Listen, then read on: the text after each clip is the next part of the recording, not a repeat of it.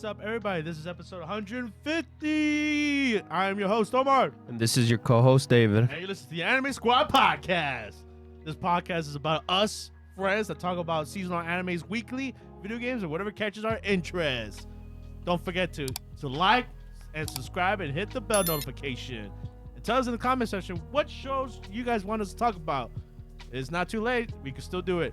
And last thing, we got timestamps for your favorite animes that you want to skip to in the description. And yeah, we got a lot to talk about, so let's just jump right into it. Starting off with Invincible, Adam and Eve special episode. What? Invincible? Yes, that's right. We covered in the news not too long ago about Invincible season 2 coming out pretty soon. And we covered the show a while back. Yeah, so if you haven't checked out our season 1 review, go check that out in our catalog. But yes, they did a special episode for the origin of Adam and Eve, and this is our review for that episode. And yeah, it was good to be back for Invincible. Just being back in that universe, and I guess the pre-origins before, the first season took place, and how Adam and Eve became the superhero that she is. Yeah, because I guess we needed a little bit of context of her since, she was a big thing during the first season. Oh, yeah, most definitely. Especially she's like a main character in the first season. And now we know she's more powerful than what I thought she was. Yeah. I thought her powers were pretty simple, but no, they're pretty powerful. Like, her powers remind me Green Lantern, except she's not limited to the ring. And the fact that, she could split atoms and she knows about everything, molecules and the periodic table is pretty insane. Especially, like... It was sad, too, in the beginning. Yeah, most definitely. Her whole origins with her family. Yeah, she was just a weird... She was a weird girl. Yeah. She was not normal. No, not normal at all, and her parents hated that. Yeah, it was crazy, that whole especially in the beginning too, the whole mom dying because of the birth, and then later on how the doctor kind of like snuck her out of the whole government system. Yeah, that was crazy. Like you said, it was a baby swap, and it was pretty sad too, because I guess the parents that were like that lost a child. They ended up I guess swapping that baby, or I don't know. It was pretty weird. But hey, I guess they probably thought the baby was completely dead, and then the doctor had a chance to swap since he saw that the other baby died. Mm-hmm. So I was like, you know what? Let's do a switcheroony so the government can't know. Yeah, thinking that the baby died or something. Yeah. So that was crazy. But yeah, Samantha got to try to live a normal kid's life. Kind of. As best as she could, but she, like David said, she was a weird kid. And but yeah, it was funny too, because in certain parts, you always see her staring to the void, but she's literally looking at molecules and atoms. Yeah, it's weird. I remember one part, the neighbors were like, yeah, they caught our daughter looking at the tree for 2 hours. So I don't know what's up with that. So yeah, they took her to the gifted school, right? Yeah, gifted children, super smart kids. And the dad was thinking of another reason. Yeah. He doesn't want her to bundle up with those weirdos. And then he ends up calling him a weirdo at the end. So yeah. It was jacked up. Yeah. I mean, I know the mom was trying, but the dad, man, how badly he wanted a normal kid. And it's sad too when Samantha's friend, the neighbor's friend, they were friends when they were kids, and then when she discovered her powers, she stopped talking to her. Well, yeah, that's kind of scary for expecting being a normal kid, not being normal, And it was weird how her powers can make an olive cream sandwich into a burger. Yeah, so since she could like take down, manipulate molecules and itself, like she could turn anything out of anything. I guess. Yeah. Right? Except she can't do it to humans or animals. Living thing. There was a limit to where she could do. Apparently she could have done it, but you know that came in a risk with the brothers and sisters, but that's later on. Yeah. But I just want to get off my chest. Cream cheese and olive. Oh, cheese. That's gross, dude. That It is gross. nasty. Hey, but she turned it into cheeseburgers. Hey, I wish we all had that power, right? When you didn't want something to eat, you could just swap it up. Whatever you wanted. Whatever you Like wanted. for your case, I guess pizza, right? Yeah. But she's discovering her powers, and she was like, you know what? I want to make a good cause to the world, so I'm gonna be a superhero. But our doctor came back. Yeah, I mean, we saw him like in the background a couple of times. Yeah, being Michael Myers for some reason. But standing in those weird positions in the middle of middle of nowhere, right? nowhere. Yeah. But he finally confronts her, and he's like, hey, Don't use your magic. yeah, I mean, your powers. My bad. yeah, don't use magic. It feels like magic. But yeah, he's like, no, otherwise the government's gonna catch you. And they're gonna find you, and they're gonna take you. I like how the doctor heard the drones come in. I didn't even like seen them or anything. I feel like he's at that point, like he's a crazy person kind of thing. Yeah, but like, unfortunately, the drones catch the glimpse of Adam's power. And she's like, and they're like, we found him, we got him. Yeah, that was I guess a throwback villain, right? To that Cannon dude, because he was in the first season, wasn't he? I think. I feel like we've seen him before. Not entirely sure. But yeah, she takes down her first villain. Oh yeah, we also before that, I just wanted to mention we Omni-Man came out and the squad was there too. Yeah, That was cool. the Justice League. Yeah. We saw the two members that weren't in the team. Or one was in the team, but I guess he left, right? If I remember. Talk about Black Samsung. Yeah. Yeah, Yeah. he's younger. Yeah, we looked into it. Like, who is this guy? And Yeah. ends up being the veteran when he trains Mark and the new recruits. Yeah. So that was kind of interesting. That was kind of fun. And Green Ghost was a dude in this one instead of a girl. First season. That was interesting. But yeah, so they were doing their own thing, and then of course, you know, the whole like we got a snippet of that, right? Yeah, it was cool, like seeing, you know, the Justice League people actually do work for once instead of getting worked on. Yeah. But yeah, going back to what you were saying. But Samantha doing her thing, defeated her first villain. The government wants her back, and we get revealed of her family, her brothers and sisters, and they're disgusting. And how the government is pretty much using and abusing them. Yeah. And they got tired of it. They're literally wanting to kill her. Because she came out perfect. Perfect. That's all they hear. Perfect her, perfect this, perfect that kind of thing. Yeah, because there was two scientists in that process of making Samantha. And since that scientist left, they only had that one guy, and he kind of sucked, apparently. Well, yeah, he wasn't the best. Yeah, so he's making abominations over here. Yeah. Or like a better, like, I guess power-wise, they were better than her. Because when they got killed, they came back.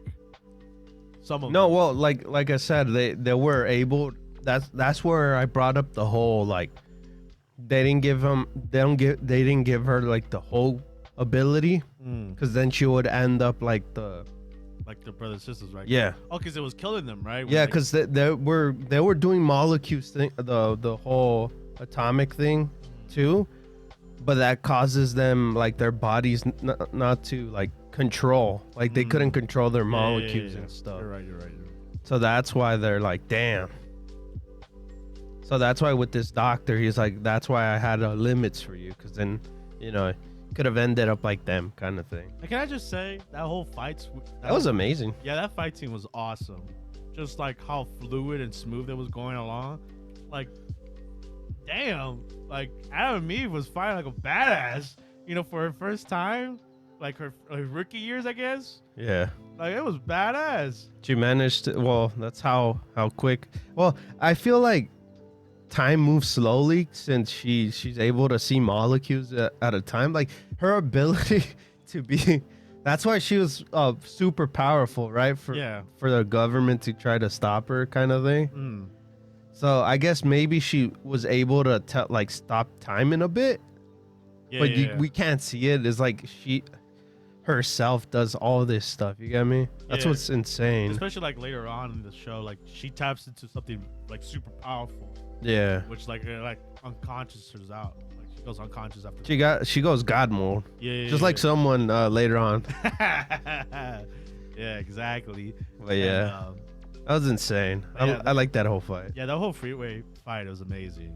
If that's the type of action we're getting in season 2, I'm all in, dude. Just continue giving more, you know. Yeah. They did it good. They did it well in season 1. This one episode was awesome. Yeah. Can't wait for season 2. I mean, there was a lot. Big sad though, but you know, 4 episodes next season. Oh yeah, when they're coming out well. Yep. Yeah. Kind of sad, but oh well.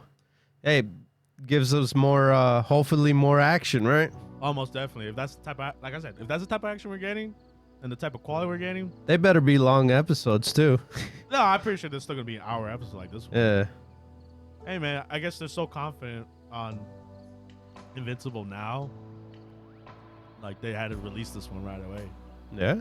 So, but yeah, like I was saying, since the whole brothers and sisters killed themselves basically, and man, it was getting like drama intense once they captured Samantha. Like man, like the whole government. Oh, the freaking colonel. Tribute to Lance Riddick. I guess last performance before he passed away. If you guys don't know, Lance Riddick is the actor who played in the John Wick series. And then also the commander on Destiny. Yes. So it was surprising. It was a well surprise. Yeah, I had a feeling like this voice sounds familiar, and then when he said a couple words, I was like, oh, it's him. It's that smooth talking guy. Yeah. Mr. Weak. But yeah, it was a nice treat, honestly, and RIP to him. So, but yeah, he was a major jerk in this. Oh yeah. He was. Well, the government is crazy. Yeah, American government taking them down. And that was like the most saddest scene of all. Like basically the mom got put into a test too, even though she was she wasn't even half dead. I mean, not half dead. She was brain dead. Yeah, she wasn't even there. Yeah. And like she was basically a breeding tube. Yeah, that was sad. Super sad.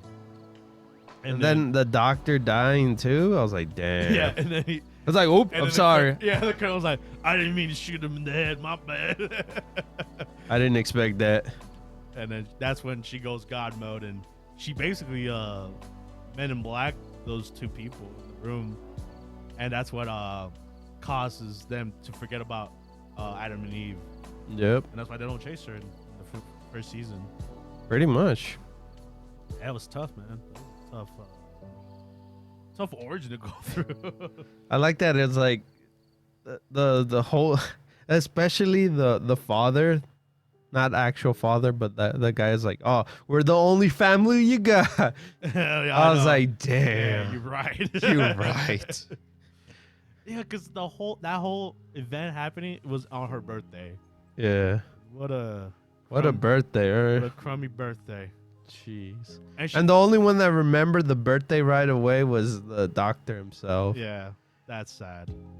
I mean, I guess they remember. They were trying to give her a surprise. I guess, right? Yeah, at But, the end, yeah. but, you know, she was busy with all that. Yeah. And that's when she had a mask and she ditched it. Yeah. And then the ending shot with like, her, like seeing her like family photo changing into like the family that she could have had. Yeah. That's sad. And man, that's how the episode ended. No, it didn't. Because we got young Mark. Oh, yeah, you're right. Like, what was Mark doing all this? I love that. That was funny. And I forgot he didn't have powers right away. Like, it came to him. Hey, he was like, what was the Disney Channel movie? Psychic one? Oh, the Sky High? Sky High. There you go. And you kind of see what, like, Omni-Man's so mad about, like... Oh, yeah. He was pissed that his son didn't have his abilities yet. But then he has that polar... What do you call it? Like, it kind of like the humanity is affecting him. Yeah. Like, so he's kind of like, damn, like, what is going through Omni-Man's mind? Even Now, what we know, but... I mean, we know. Yeah. But, like, even like, at that moment, you know, he could have, like, snapped and just killed the mom. It took... And Mark. And Mark, yeah, since they were failed experiments. But damn. That was funny with Tape Man. Oh, yeah. Duct tape. Duct tape. Duct tape man. And Mom's like, go take a shower. We're going to take this off of you. Jeez. But yeah, I like the little nod. It's like, hey, what was young Mark doing in all this? So we got at least a tiny thing. You know, that's funny. But yeah, it was a good origin episode for Adam and Eve.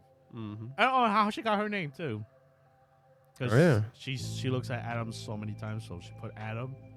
Well, that's their last name too, right? No, From that family? I don't think so. Oh. But I think because she said this was like I look at Adams all the time, so I'm Adam. And then Okay. My middle name's Eve. So. Ah, right. Yeah. You're right.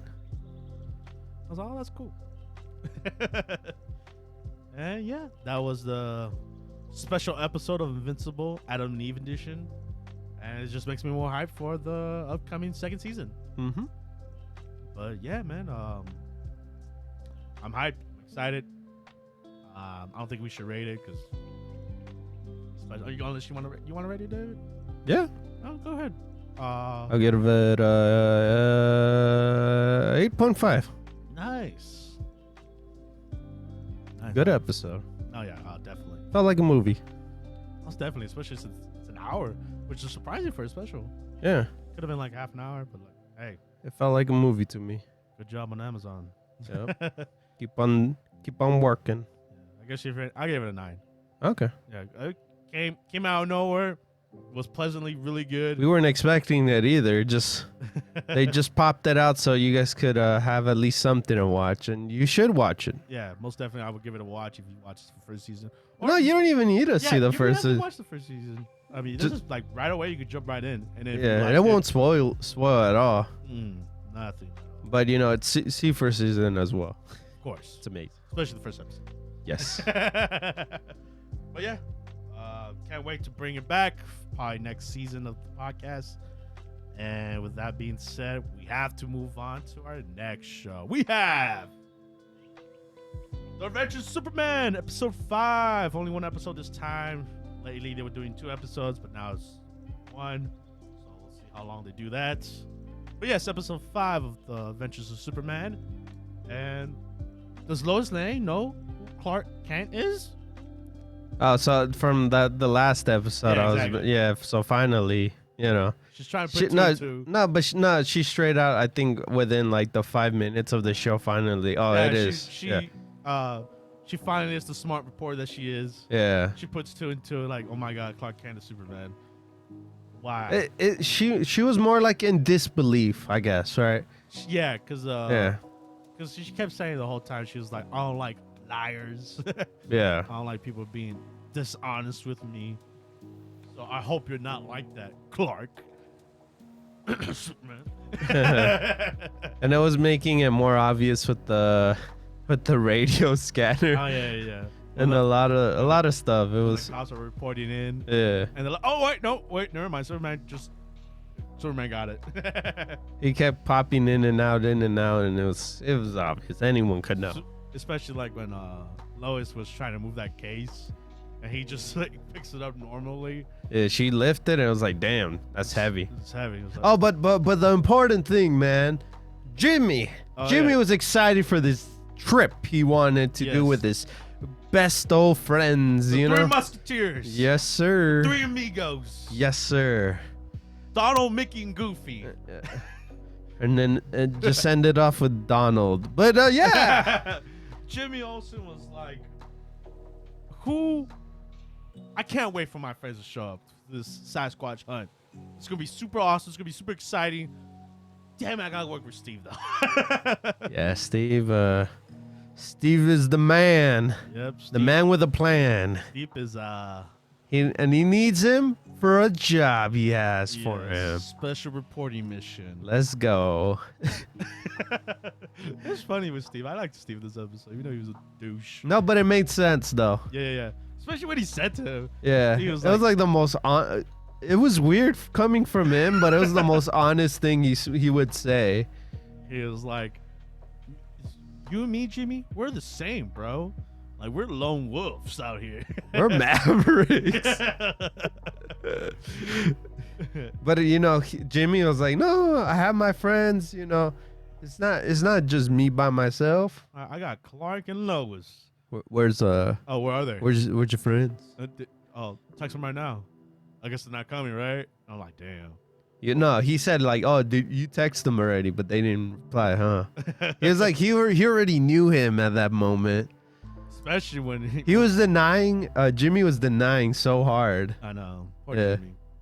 It was Jimmy's downfall. I know. Since last episode when you saw Clark and Lois walking down the street, since that point on, it was done for him. The trio became a duo and a friend. And a third wheel. Yeah. Damn. Yep. That's sad. That's sad. Well, like my funny thing was like, since Jimmy has a whole he's a Twitch kind of guy. Yeah. And then someone was like, saying nah. Just basically messing with his theories or whatever. Yeah, because he didn't agree with them. And we find out that Steve was the nah guy. Oh, I know. It's like, no way, that's you, bro. Dude, I love your content. But I don't believe anything you're saying. Like, what? That's why he gave him a nah. Nah. That sucks. And he had to work with him. But yeah, that was... And that whole job was pretty much just him doing that video. It wasn't an actual job. He was just streaming for that. Damn. For his enjoyment. That sucks. Yeah. I would hate to be Jimmy. I mean, I already hate being Jimmy. Yeah, talking about Jimmy. Well, we'll get Jimmy's part out of the way, right? Yeah.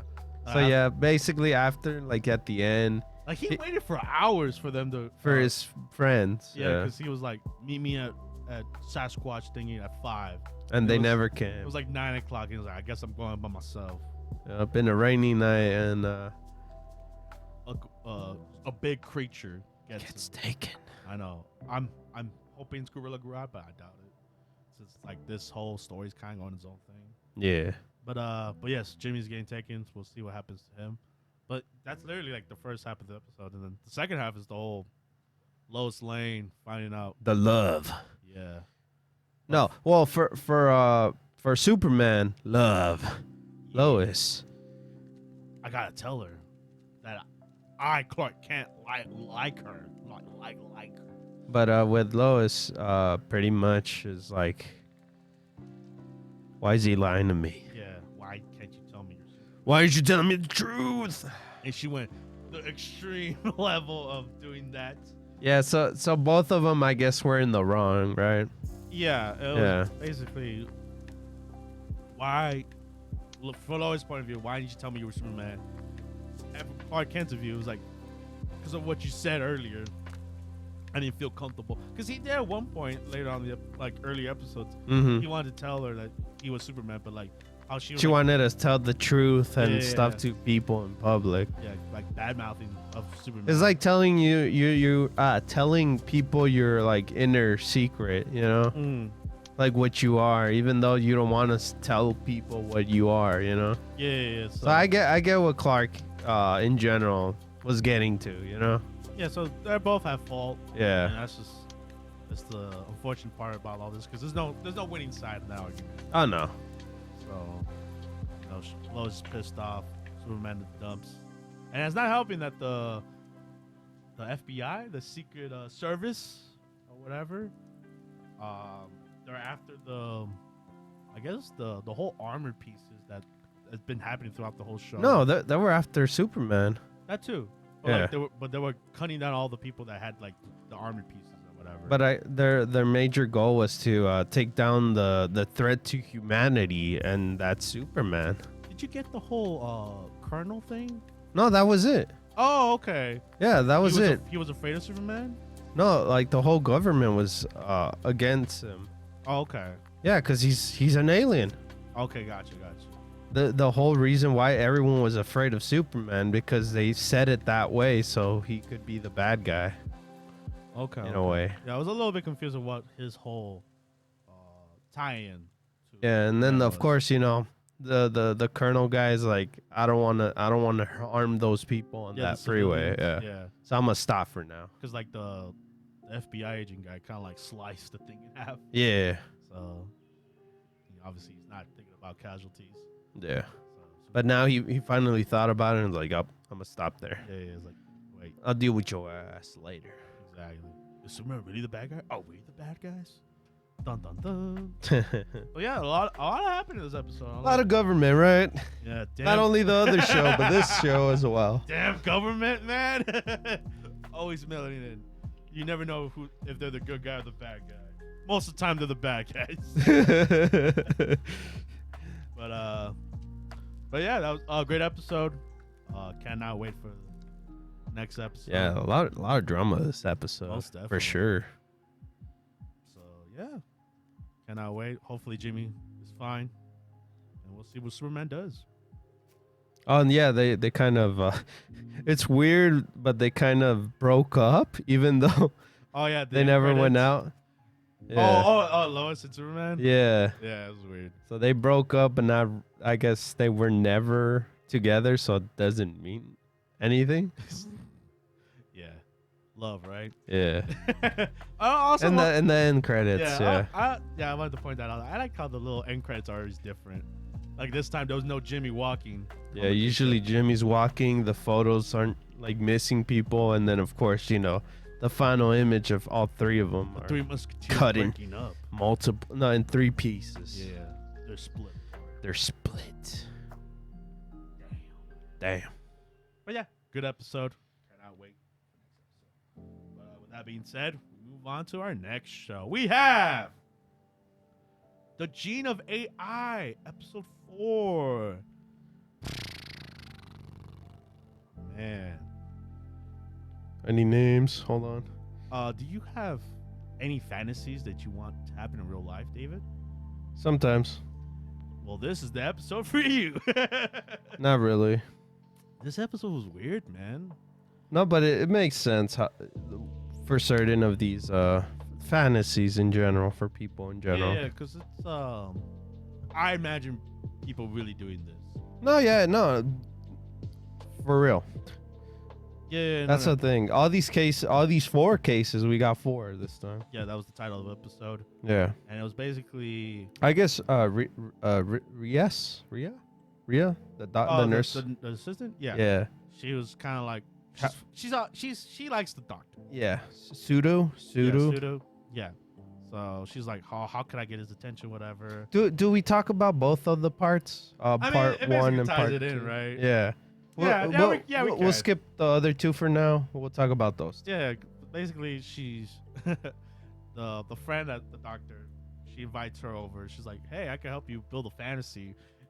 How you interact with the doctor. Yeah. And it's very harmless, you know, kind of like. Well, at first it was the whole the blood thing, and then she was getting like, she I guess she was getting butterflies in a way. Yeah, She's going with the doctor, you know. she's like, getting that tingly feeling. yeah.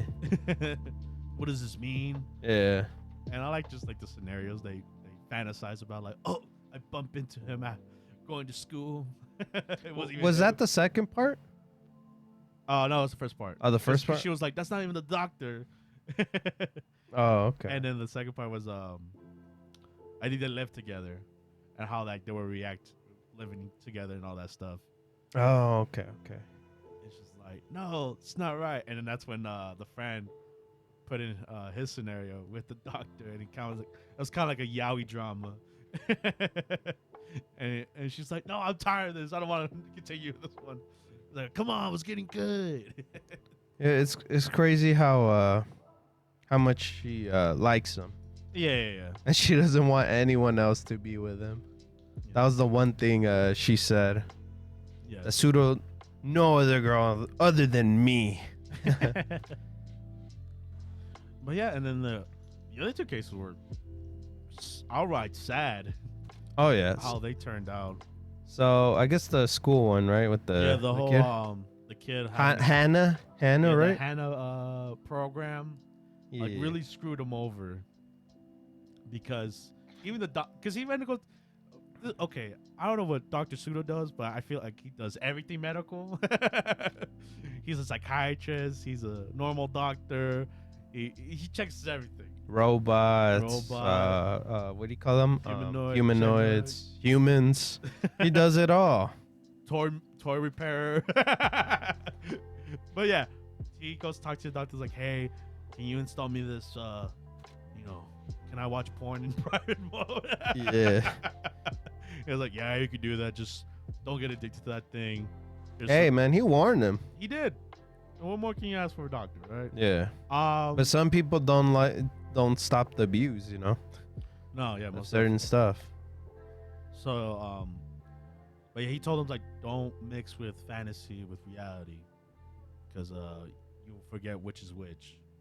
And I guess the boy didn't listen, because when he got into that Hannah program, I don't know when he took pictures of his crush, but he took a couple pictures of his crush and literally made a 1-for-1 of his crush. I hope I get his name right. Nosuke, right? I think it's Nosuke. Sure. I mean, he's not important. But yeah, the kid, basically, he's fallen in love with the Nana program. And the girl of his dream is Sasaki. Yes. And she actually kind of likes him too. So she invites him to a movie date. And it goes super well. It goes actually like nice, normal date. Until one part he messes up. Yeah. He calls her Nana by the Nana program. Yeah.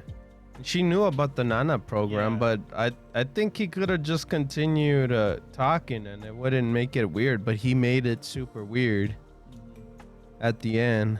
Yep. And then she outright thinks he's disgusting now because he uses her as in the Nana program. And he basically... Well, did she really? I felt like after that, it was just whatever came out of his head at this point, and that's what he thought. I mean, because we don't continue on with that. Yeah. At the end, it's basically he kind of chooses the Nana program. Yeah. And you're like no one judges me and stuff. Yeah. Like I feel numb you to understand it. Me. Yeah. And I was like, hey, this is kind of messed up ending. Yeah. Like, I was like, wow. I guess this is what happens when you're addicted to it. You're addicted to certain stuff. And then with the other case, not any happier either, because his was like, oh, I have a wife or whatever. No, it was the wife first. Well, because he was like, yeah, he was cheating. But I like butts. Yeah, and boobs. Yeah, so he was the one cheating. Was you know what? Yeah. Oh, I thought he was just too busy fantasizing about it. No, I think he was cheating, and she didn't like it. So that's when they want to go do the whole button thing. Yeah, they want to like undo his like thinking of it. Yeah, like he could like press a switch and it would shut that down, and then he'll be like mellow. He won't think that way no more. But then like the wife didn't know who he was anymore. Yeah, because he constantly kept using it. Yeah. And that screwed it. So now she's the one cheating on him. And I was confused the hell out of me. I was like, I'm like, what? Dude, The humanoid literally gave up his urges to do this for you, and now you're leaving him because he stopped doing the whole. And the thing ends. That case is over, and I'm like, what the hell? Yeah, that upsetted me like so hard for that. I felt sorry for the humanoid. Yeah, I was like, why? He did this for the girl, and she ends up just leaving him at the end. That's how it felt. It reminds me of that scene in The Office where Michael Scott gets a vasectomy 2 times. Well, he's like, I got a vasectomy because you didn't want no kids, but then you changed your mind. I got snip, snap, snip, snap. I'm sorry. That's what it reminded me of. I was like, damn, this is terrible. Yeah, so. But yeah, those man, that sucks. Well, I guess he was upset. But yeah, like the main thing of like this episode was like fantasies to realities. Yeah, I think that was it. Yeah. No, yeah. Like, what is real, what is not real, and don't try to merge the two, because otherwise it's gonna screw you over mentally. That was good. Yeah, that's what, fantasy and reality. What's, like whenever you're watching porn, don't expect your significant other to do those crazy things. I'm serious. People can never like do 2 bridges, They try to do 1 bridge, and it's not how it goes. Yeah. Jeez. Lesson learned, guys. Whatever you watch in porn, it's not real. So it was an interesting episode. I guess. Yeah. I didn't like how it was kind of like divided into 4 stories. Well, 3 stories technically.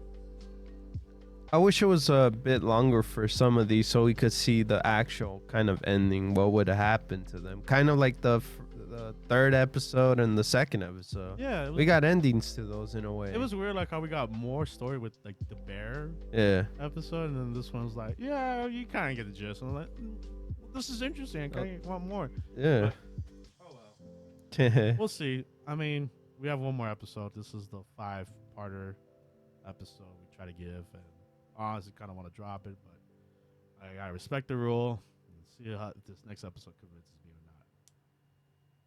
or not. And David, well, how are you feeling? This episode wasn't as bad. Okay. So far. All right. But yeah. So let us know what you guys think about this episode, or have you dropped it, or did you even watch this anime? Not convince you to watch it, or convince you to watch it. Let us know in the comments. But yeah. With that being said, we move on to our next anime. We have the Reborn as a Vending Machine. Now I Wonder the Dungeon, episode 4.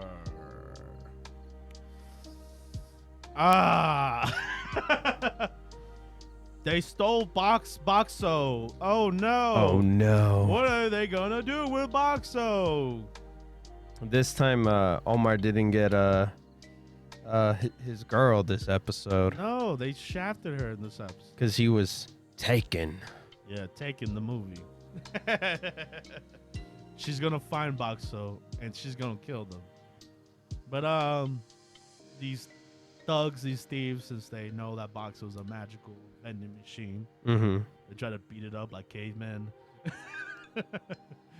Yeah, they were pretty much trying to see like at least it doing its magic, because that's all they wanted to see. Like they wanted to grab the magic, so yeah, and the money that was and the money inside him too. Yeah, but he wouldn't do it. He wouldn't budge. It's kind of like what do you call those? What? Those torture thingies or not torture things? What? Good cop, bad cop kind of thing. That were interrogating. Yeah, they were trying to interrogate him throughout the whole entire episode. But nothing was working because these thugs suck. And they ended up basically imprisoning him with a magic doctor. Yes, it's a very smart doctor. Magic doctor. Yeah. And her name is Humili. And she is in the opening as well. So it almost sounds like homunculi and her name. Yeah. But she's a interesting character. She was also in prison too.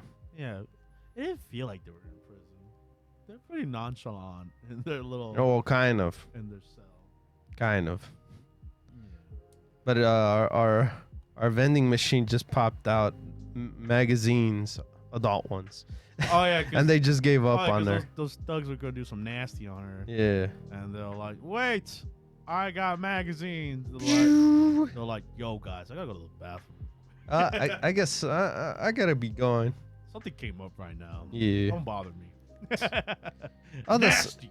The same villain, no, the same little henchman came out. You know, the one that tried to steal before. He was here too. Mm-hmm. And so yeah, Boxo saved her from getting R word, and pretty much she was just testing him out, like seeing what he does and stuff like that. She was smarter to figure out what Boxo is, right? Yeah, in a way. And she kind of like understand him way faster than our main girl. Yeah, Lamis, yeah. Yeah, so it was interesting that she put two and two together real fast, and what makes him quirky and what kind of things he could do, because Boxer was trying to talk to her throughout the whole time. Oh yeah. And then getting close, Lamis and the squad basically find them. Came take down the locations. Yup.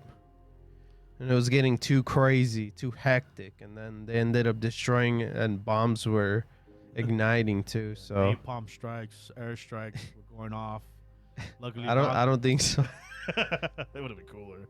But yeah, so the building, the underground, like, I guess underground prison was getting trampled, and everything was falling apart, and they ended up getting trapped.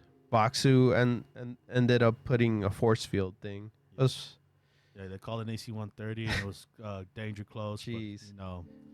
But Boxu has that magical shield. But she ends up he ends up putting his barrier up, and he wasn't thinking at that moment. But the thing is that, of course, when you're enclosed, where are you gonna get air? So he needed to think of something real fast, and she's pretty much losing air, and she's dying right here. And this was the interesting contraption that we not know about vending machines. Yeah, apparently back in 1963, there was vending machines for oxygen. I did not know that. And now I know.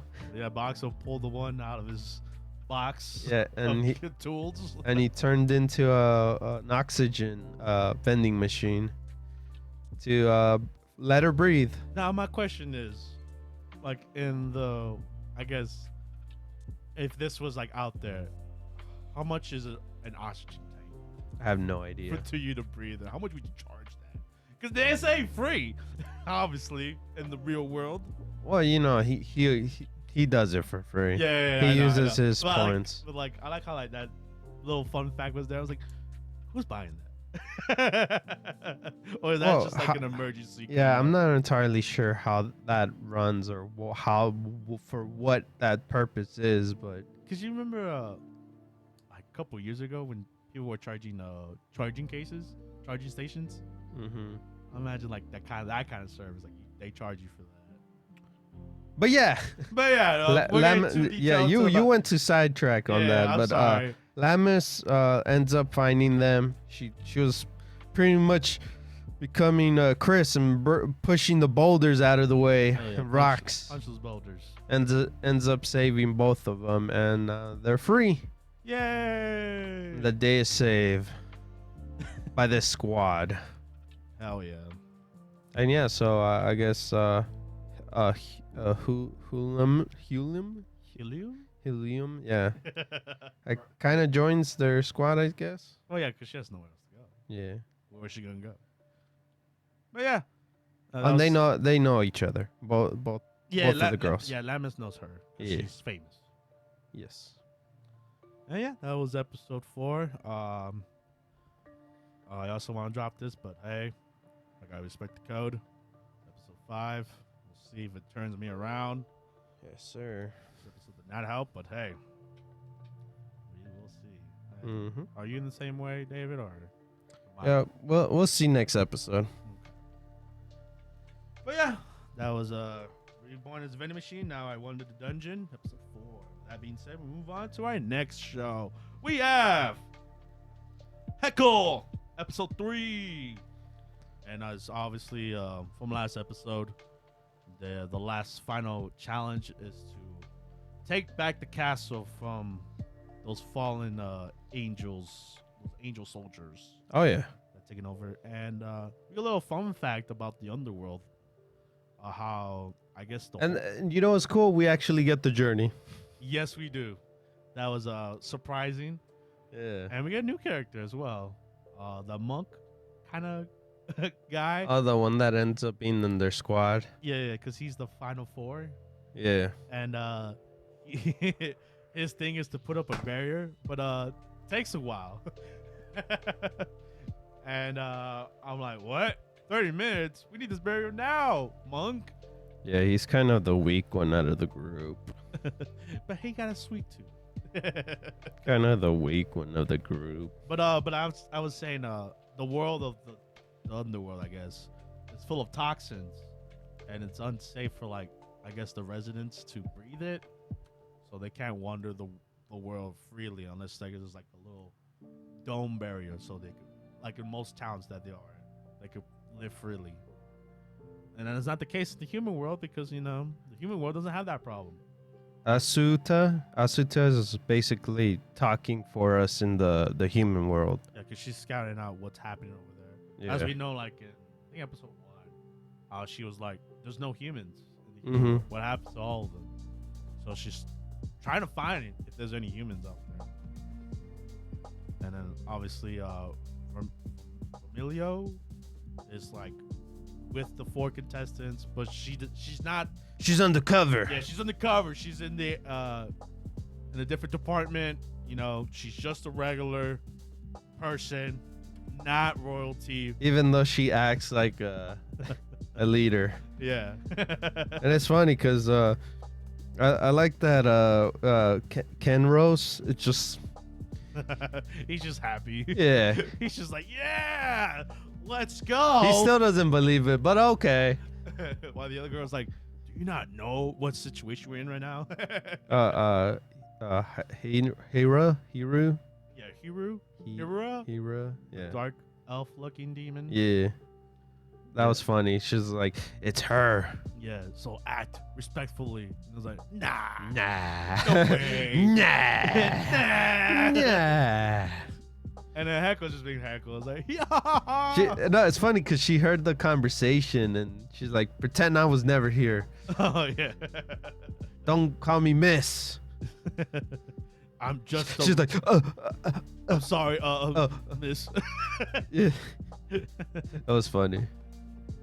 And then back in the castle, they're just chilling, playing Monopoly or whatever. like our lady got this. Yeah. We got this. We got this. No worries. But of course,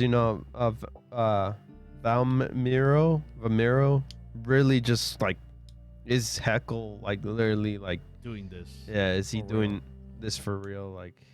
Is he gonna betray us? Have a feeling some moment he's gonna do it. Yeah, because he didn't do much in this episode, right? It's insane. No, you get to learn the fact that he's not immune, but so far that we know, he's kind of immune to this the toxin itself. Yeah. Yeah, because he took it head on too to the creature as well. Yeah, and how the girl said, she's like, he made a long journey to get over here, and how he do it. Yeah. He had to go through all the toxin. I guess he's that really strong. Yeah, he's still a mystery on it's crazy, what he right? is. He's the main character of this show. We're 3 episodes in. 3 episodes in, we know that he's powerful, and we know that maybe he's killed his brother. Yeah. So, but he's not giving anything out. Yeah, if anything, he's right now the mystery guy, while she is the main character right now. Most definitely. Yeah. But we get to the castle, and these angel soldiers. I love that Heckle was just like nonchalant, talking loud, and not being secretive either. Of course not. And like Vermil's like trying to make everyone whisper or whatever. Yeah. Until the point she's the one that blows their cover. Yeah. There's a lot of funny moments in this episode. So they find out they're there, and the girl. There was a lot of info dump this episode too. I was like, damn. No, yeah, that's what I'm saying. Like, there was a lot of like explaining the world, what's the situation with the underworld and the human world. Yeah. And like I guess the big ending of it, the dark elf demon girl, she tries to. Well, they all attacked. Dorushi, the spellcasting big guy. He was doing his magic too. Everyone was fighting, even Ken Rose as well. Yeah. But she went for the big dog. The one on the throne. Yup. I guess he plays no games, bro. Nope. Because I didn't expect this. Hands off, hands on. Cuts off. Goodbye hand. I know. I was like, oh, damn. Arm. I didn't expect this. Yes. And Heckle did not like that from his look. Yeah, he went Saitama for a moment. You know, his eyes were gone. He's just walking forward at this point, going for the attack. Going for the one punch. And his tiny knife. Oh yeah, his little. First we thought it was a sword, but no, it's or a katana, right? Or was it a sword or katana? We thought it was a sword. Yeah, sword. But it was just like a little knife. A dagger. If anything, it reminded me of I think it means dad's knife thingy. Oh. We'll talk about that later on. Yeah, we're just hyping up this. But yeah, that's where it ends the episode, and yeah, I think another solid episode for Heckle, and obviously this is the 3-parter, and I think there's no debate. We're keeping it, right? Mm-hmm. It's funny when it's funny, and it's serious when it's serious. So I kind of like that, and like we said earlier, Heckle is the mystery character. You know that he's the only thing I wish I wish I had more animation. Just like Masho, I want it like visually beautiful, you know. No, yeah. But I can't have it for a lot. Yeah, of shows, that is so. very true. Because it has some good scenes in this show when it comes to fight, but you know, I feel like that's where it kind of falls, you know. No, yeah, like you could tell like there was some budget cuts. So, like, yeah. They took some shortcuts in the animation. Yeah. So. But it's still fun. I feel you. I enjoy it. The next show we're gonna talk about has amazing in the animation, and I expect that. But yeah, Echo, we're keeping it. Hopefully, maybe they'll surprise us. Hey, you never know. So, but yeah, that was Heckle episode 3. We'll move on to the next show. We have Regine of the Seven Blades, episode 4. Obviously, from the last episode, we set up the duel against Andrews, Oliver, and Nano. Yes. Nano. 2 versus 1. Yeah. That mad about them. Oh man, this whole episode I was just pissed at Mr. Andrews. Because Mr. Andrews was the best guy. Yeah. But like you said when we were watching the episode, you like how it set up the whole duel, like how we went from a painting. Oh no, the whole magic thing was cool. Like they go into like this dimension thing into the labyrinth, and then from the labyrinth to the woods. The woods, yeah. And in the woods, we finally get to the Coliseum. Yeah. But I'm going a little bit too ahead. Going back with what's her name? Katie. Katie, yeah. Oh man. And her animal activision. How do you say it? Oh, her PETA movement. Yeah. How there's nothing wrong with that, right? Obviously, she loves creatures. She loves creatures of all. She wants to befriend the troll because it was not his fault that what happened to the parade. And obviously, the rest of the freshman class they're calling her freak. Yeah, why are you even here? Do not understand that. Calling her a troll because she's trying to befriend Shrek over here. And no, it sucks. I mean, obviously, Oliver and the company are as her friends. Back her up. Yeah, because they're legit roasting her in front of her face. Yeah, that's not right. And it's not her fault that she doesn't have a backbone, but like, hey, It's Squad up, right? Yeah, because Guy and Nano wanted to catch that fade, and Oliver's like, no, let's just let's butt out. But then Oliver comes in. Oliver comes in and blows those kids up. Yeah, just puts a bomb between them and it blows. Yeah, and they were like, if y'all have beef with her, y'all beef with us. And they got sent to detention. Detention. And then that's when we get the whole duel thing. Yeah, no, it's funny because Michelle's like, why did you do this to Oliver? Yeah, it's like, I expect that from Guy and Nana. Nana, yeah. Nana was in it too. But not Oliver. You're smarter than this. How dare you? Why did he get into this fight? And then he's like, I don't know, man. You weren't there. You didn't experience the bullying. It was like they were bullying us as a group, as a unit. Unit? Us, the 7 Blades.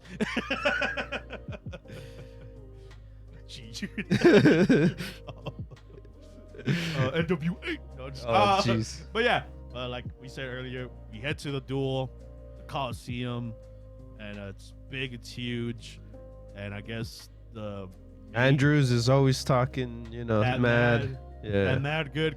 Yeah. So they're like, yo, I'm gonna catch this fade. Y'all suck. And release the creatures. And I guess they have like a ritual before the duel. Like they killed a bunch of kobolds that look like werewolves. Yeah. And the one werewolf tried to run away. Kate ends up, trying to defend it. Yeah. Or call it out. Yeah. And that's when Nana kind of loses it because her samurai spirit comes out and is like, hey, that's messed up. Obviously, leave it alone. He doesn't want to fight, and you're picking on him, and then because he was getting abused. Yeah, that poor kobold. They didn't want to be part of that fight. Yeah. And all the freshmen or all the classmates are like, screw this girl. Who do you think she is? She's just a freshman. And then she became Patrick, and they were throwing peanuts at her. Yeah, but not really peanuts. They were bottles. Bottles, yeah. All missing because they all suck at aiming. Yeah. Come on, why you in the magic school? Can't aim. For real. At least through a spell. We're bad. But yeah, she's like, I think I got them riled up. And I guess that we're gonna do another. I like that. Yeah. Another. She's just walking by too. Yeah. Then we're gonna do another kobold Was attack. it? I think. And then the guy was like, "Get out here, you damn kobold!" And then end up being not a kobold, ended up being Blaziken from Pokemon. And I was like, "Damn, son!" With wings. With wings. Just kidding. That would have been cooler, but it was still as cool as Blaziken. It was a Garuda, which looked like a humanoid phoenix, and that it was terrifying. That thing was not messing around. It was killing students left and right. Was taking no names. You like messing with us creatures? We mess with you. And I like how they're like, why is he doing this? Well, I don't understand. And he literally spells it out in front of the air. It was like, it is now time for you to feel like the prey. That was badass. Hey, props to Garuda. I wish he stuck around longer. That was insane. But yeah, and man, not as insane as his death though. Man, the action in this show, man, it was so good. We got like 360 angles, like the clashes with fighting Garuda. I'm amazed what JC Staff did for that little part. God, that whole last part was amazing. Just like the beat of the action, the way he died, the way he got his head chopped off, man. And then, of course, our amazing Andrew over here, the top of the top guy, wimped out. Got scared shitless. Yeah. And he was like, and then like, because Oliver was helping Nano, but he got injured. And then he's like, why are you guys still fighting? Isn't it scary? And then Oliver was basically, because like, we ain't no wussies over here. Yeah, he pretty much said, Nana in general, she's there for the fight, and I like that about her. Yeah, so that's why I'm going to. Yeah, she's hot. But, even though he was battle damaged. Yeah, hey, he healed it up. Yeah. God damn. And So then he grew up some cojones, yeah. some eggs. He grew some eggs. Grew some magical eggs. Yeah, for a bit, you know. And apparently Andrews is a master of wind magic. Yeah. And it's funny because Garuda is a wind monster, so if it was like an RPG, it had no effect on it. But hey, this is anime. His wind was stronger, right? Okay. Remember, he's the top dog, you know. Yeah. He's top dog. And we didn't get our duel, but we got our duel against Garuda. And like you said earlier. And he cried a bit. Yeah. Yeah. Because he was a wimp. A wussy. Yeah. And yeah. If anything, people should have been bullying him. Because he It's thought too he bad was they the weren't best. around to see it because they either ran away or were getting killed off. Yeah. So people got what they deserve. Ish. Like I said, even though we didn't get our duel against Andrews, they grew to respect them. Kind of. Well, Nano did. She Yeah. was like, hey, we didn't like you, but you show your heart of a warrior. You could see yourself. Just for a second. Yeah, you could look yourself in the mirror and say you did something good today. Yeah. For those 10 seconds. Yeah. So, it is what it is. He don't deserve it. What happened there? He didn't deserve it for running away like a chicken. Even Garuda had more balls than Andrews did. But yeah, man, that fight scene was insane, man. It was so good. Man. Not as good as another show we talk about later on. Is that the thing? We're just hyping up. But okay, yes, you're right. But it is second to this week of the action. Because that's how yeah. I'm not looking at my list yet.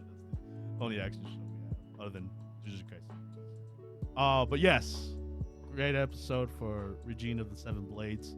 And I'm waiting for the aftermath of like how the teachers are gonna react. Like, I think that's fine. Remember, in the beginning, students die. Oh, you're right. Yeah. Like 20% of them die or something Yeah. like that. That's cool, man. It's fine. Hey, the weak, die early. Only the strong survive? Yeah. Damn. Survival of the fittest? Yeah, this is a strict school, man. Do you not know? Tell me what went wrong? Yeah. But yeah. Great episode. And hopefully more action scenes like that are always welcome. And yeah, just another solid episode of Regina of the Seven Blades. And we move on to our next show. We have Undead Girl Murder Farce, episode 4. And finally, The conclusion. The conclusion to our mystery case of... And me and you were wrong. We were both wrong. It was not the little girl. Or the maid. And it was not... No, I didn't say that. And it was not Alfred the butler. There you go. But... Or the dad. Or the dad. And I like how it all came together. Yeah, it made sense in a way. Yeah. There was no plot holes of like, I don't know about that, chief. I didn't question it a bit. Yeah. They're like, yes, that makes total sense. Because he is the one you kind of least expected because he was out there with his dad. If you don't know who I'm talking about wow, the blonde hair Guilty. son who Guilty, right? yes, guilty. Obviously. Well, yeah, he got mad at he went after our two yeah, he went after the two detectives. Yes. In a way. And my Oni Slayer was not having any of that. Yo, he slayed. he made him a Shinchu? yeah, Shinchu? Yeah. He made it to a joke. No, but hey man, I told you, man, that action when it came to it, that was hype. It was hype. It was just very one-sided. Oh yeah, because he already knew he was gonna beat him. I love the fact that he was honest with what he was saying while that scene. But going back to the case. The case solved. itself, yeah. And you could just It was tell insane too. The whole ice thing, you know, making the ice, no, the holy holy water into ice. an icicle spear. Yeah. And to make the illusion that the silver snake killed. Oh, to make Oh, that was crazy too. The whole hand thing where he chopped off his hand so he doesn't have the burn marks in his finger. because he has super rejuvenation. Yeah. I'm like, damn, what the hell? Yeah, so he did so much just to try to hide this and blame the Hugo, right? Yes, the vampire hunter. Yeah. Just to make like a human was after them, and then he. But the thing that got me so upset is the fact that the whole reason why was because they weren't vampires anymore, you know? Yeah, because They were kind of human, you know? yeah, Raoul wanted to be a true vampire, like the stories of Dracula and all that stuff. And he didn't want his dad to become a wussy. So he ended up murdering his mom. Yeah, Just so he could. spark a fire between his dad and the family. That was dumb. Not a great plan. Yeah. That's the wise words of Tony Stark said. Hey man, honesty is the good thing to tell in family, you know? Yeah. Never keep secrets on family. And you should just told your dad. You know, a lot of these murder cases could just be solved if you just be honest with the person. Yeah. But hey, we're in the situation now. And he get what he deserved. Oh yeah. And I like how at the end of the fight, he was the Oni Slayer was like, man, even Dracula put up a better fight than this. Yeah, because it's insane how good of what he's kind of like the Grim Reaper of these creatures. Yeah, because he is a powerful one. He's an Oni Slayer, and these Oni Slayers could kill anything, And pretty there was much. more than just him. Yeah. That was the shocking factor about this episode. There was like a group of them. Yeah. Like, I guess he's the last He's one. the last one of his group. So, But it's crazy. So his hits do matter. yeah, because Like even though he's Raul was a vampire and he could regenerate, he couldn't regenerate those hits because those hits were pretty much like yeah. deadly. Mm. That was cool. So that's why it was a one-sided fight. Oh yeah. I just like how he prepping and stuff. It was like, let me take out my shoes. Well, I feel like maybe that's the reason why Yeah, he takes it off to like, use his get ability. mobility and Yeah. all that stuff. No, not mobility, but his ability Oh, itself. I get you. Like when he gets Like his contact. skin is the thing. Yeah. Yeah. Gotcha. So that's why I feel like he removes everything just so he could get the hit strikes on him pretty good. And I guess this case was solved in a day, bro. In a night. One night. Not even Sherlock Holmes could do that, Not even right? Sherlock Holmes, that weirdo. But it's just sad. It sucked for the whole family. especially the dad, Yeah. because he tried to do the good thing, but apparently with our Oni Slayer, our what's his name, Shinchi, Yeah. him in general pretty much said, hey, you can't do both, you know. Yeah. I mean, obviously, 3 times of you doing that has failed you. And now Yeah. you're a 5th part. So I guess he wants him to be drinking people's blood, I guess, right? I don't know. That message is weird. Yeah. It was like,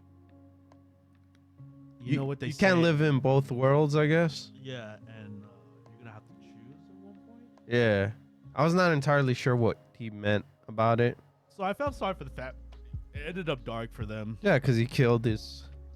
Well, The he son didn't killed kill. the mother. Yeah. And just to have him to witness that is just like heartbreaking. 4 people of his family died. Yes. Yeah. So And that's what they told what's her name? What's her name? The reporter? The reporter, yeah. oh yeah, it was weird that she was there. But hey, I guess we'll see her around more, maybe. I feel like she might be a little bit important. Oh yeah. And yeah, case is solved. They did their job, and it's time to move on to the next case. And I guess we get a little tease of our remaining cast, our remaining legends, I like to call them, like Lupin, the famous thief, or Frankenstein's monster, or the main antagonist, maybe Moriarty. We don't know. We don't know who these characters are. But I'm just throwing it out there. They were name dropped, but they're all riding in a caravan, trying to see. Yeah, we're not entirely sure if it's them. They just brought up names. I don't know if they're talking about themselves in third person or is it like a, or were the characters? But we'll see what happens. Yeah, who knows what's the next case gonna be? Mm-hmm. If I had to guess, maybe. Oh well, remember I think she said she was going after her body. Yeah, from the Jack the Ripper. is it Jack the Ripper? I think I'm not entirely It was sure. Moriarty. Moriarty. Part of the. We'll see. Yeah, I'm not entirely sure. that's because So that's we what get she's after. She wants her body, Yeah. and Hey, they'll explain it. almost definitely. Next episode. And Yeah. they did a good job. Yeah. For this being on 3 episodes long for this case. Felt sorry for the family. like I said, the family and the Father. the father himself. Yeah. So yeah, great episode. I included this whole case. That being said, we move on to the next show. We have My Happy Marriage, episode 4. Oh man, these families, man, I'm hating them more and more. Family Feud. Not the fun type. Now where we ask questions. Oh no. Jeez. But actual feuds between Families. Mio and her sister, Your family too. my family, your family, whoever's listening to this part. Everyone's family. We're just fighting against each other But yeah, for power. and yes, very much for power.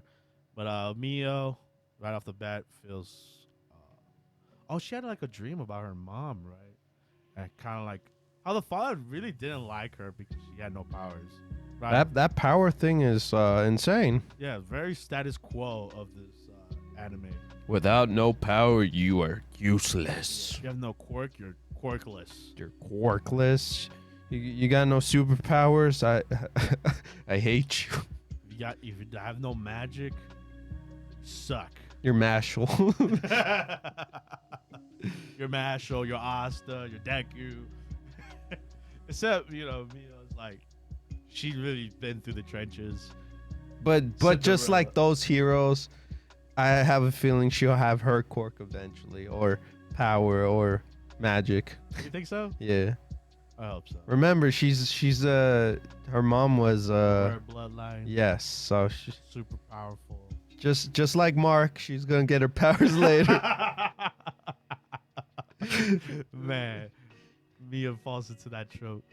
And I feel sorry for her. I know, man. I just want to give her a big old hug every episode. I don't know why her sister has to be so mean to her, I man. know, man.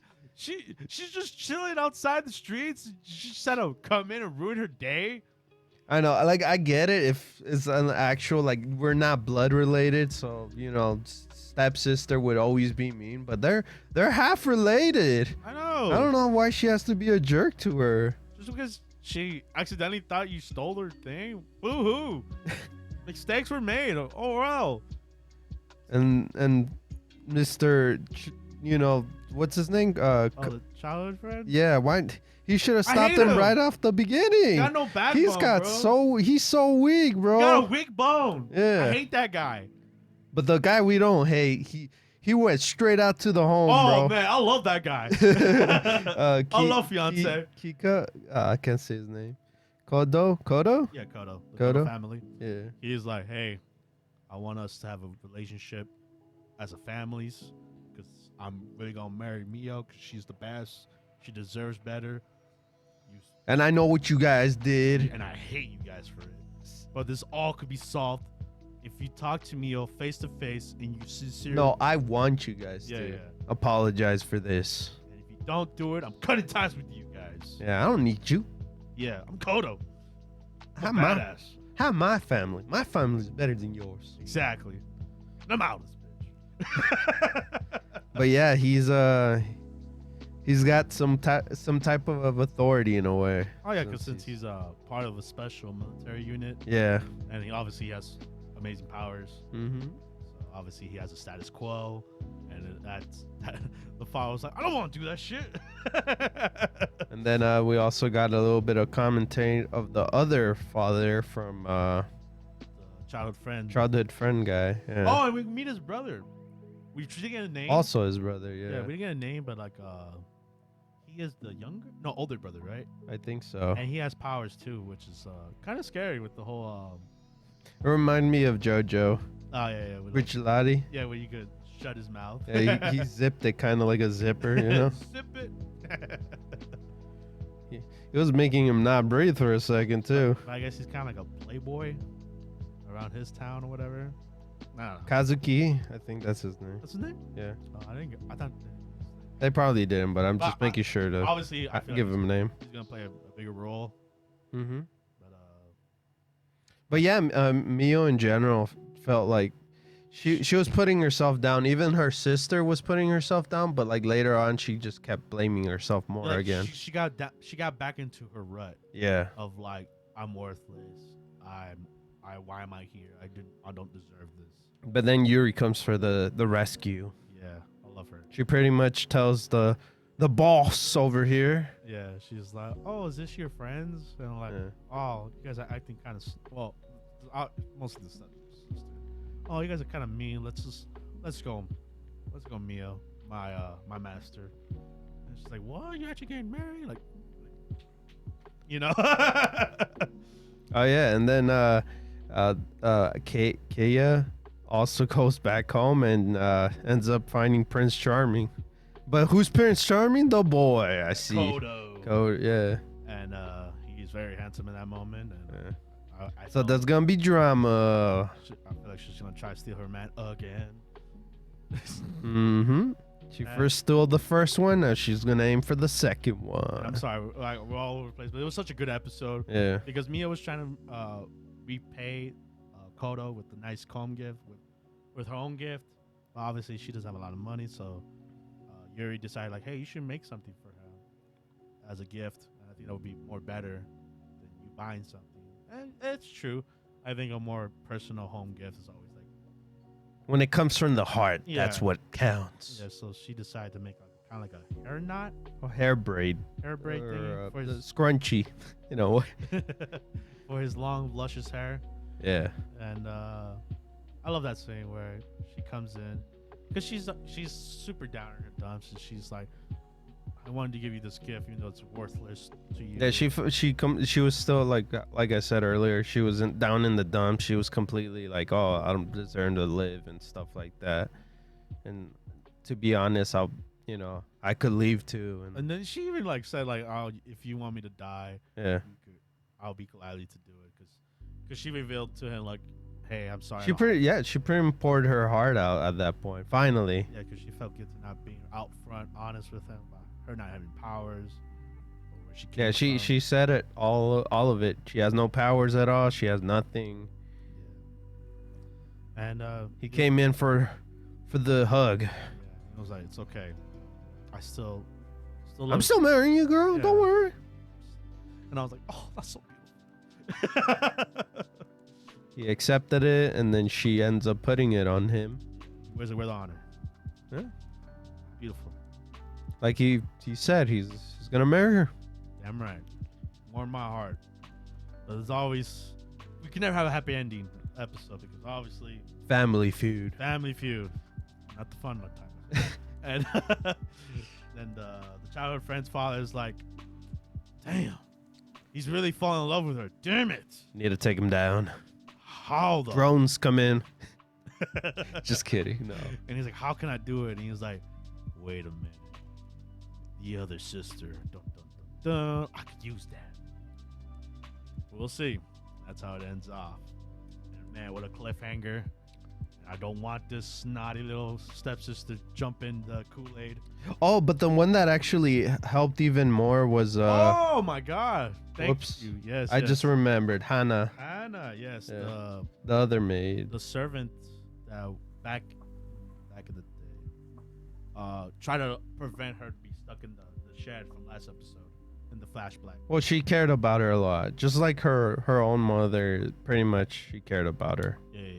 She's the only one that defended her, but that caused her to, I guess, get fired. Mm-hmm. Or she quit it. And she lives a happy life. She's married, has kids. She has a child. And all she wanted was just Mia. She wanted to know if Mia was good, too. If she was happy. Mm-hmm. And And obviously, Mia was just happy that she was happy, had a good life. Yeah, so she's the one, technically the one that Lived in her spirit. Yeah. And who did that? Who brought Hannah? Me. I'm sorry. Kodo did. His friend. Mm-hmm. And they set it all up, and it was very beautiful. Thank you for reminding me. That was a good scene too. A lot of great scenes. Yeah, I just barely remembered. Right? Beautiful show that keeps on giving. Not like another. Not like. Just kidding. But yes, the show keeps surprising me every time. Just how beautiful it is, how great the story is, and I cannot wait for more. Yeah. But with that being said, we have to move on to the next show. We have Rurouni Kenshin 2023 episode 4. And yes, we got our next character, our higher fighter. I feel like that's it for the squad, right? Because in the opening, that's what it shows. Yeah. Zanza, his name is. He got an interesting introduction with those drunken buffoons, political buffoons. A lot of political. Yeah, well, it's a political world, right? Very much so. Since no more samurais or no more, I guess, war they want to stop, right? I guess more like a Western takeover. Yeah. Their ideals coming over to Japan. Yeah. Which is a very real period. And but yeah, like they, Kenshin in the game, they just want to eat, man. They just want to have a good time. It's famous food joint. But they were all drunk. Yes, those drunken buffoons causing a ruckus, being loud and obnoxious, being Americans. Yeah, being Westerners. Yeah. Freaking Westerners. And they were fine with them being passionate about their topic, whatever, but being too loud. Being loud. Drunk. And then they threw a bottle. They threw a bottle at Kenshin's side. It was funny because I didn't. That thing caught my eye. Like, if you would have dodged that, it would have hit our girl over here. Curry. Yeah, but he took it. He took it, so he won't get hit. And Zanza, so far that he said, right? Yeah, because Zanza pointed out, he was like, you're more stronger than you look, because we're smarter than you look, because if you would have dodged it, she would have got hit, but that's obviously you took it. You're a great fighter. But hey, we got to see Zanza. Oh no! But first we got the little kid saying his whole spiel, like, oh, you guys are not being respectful and stuff like that. You guys love the politics and stuff. You guys doing all this stuff and blah blah blah. Yeah. Kind of contradicting what they say and stuff. Yeah. They're trying to fight him, and like at one point, one of them tried to pull out a sword. And then the maid, the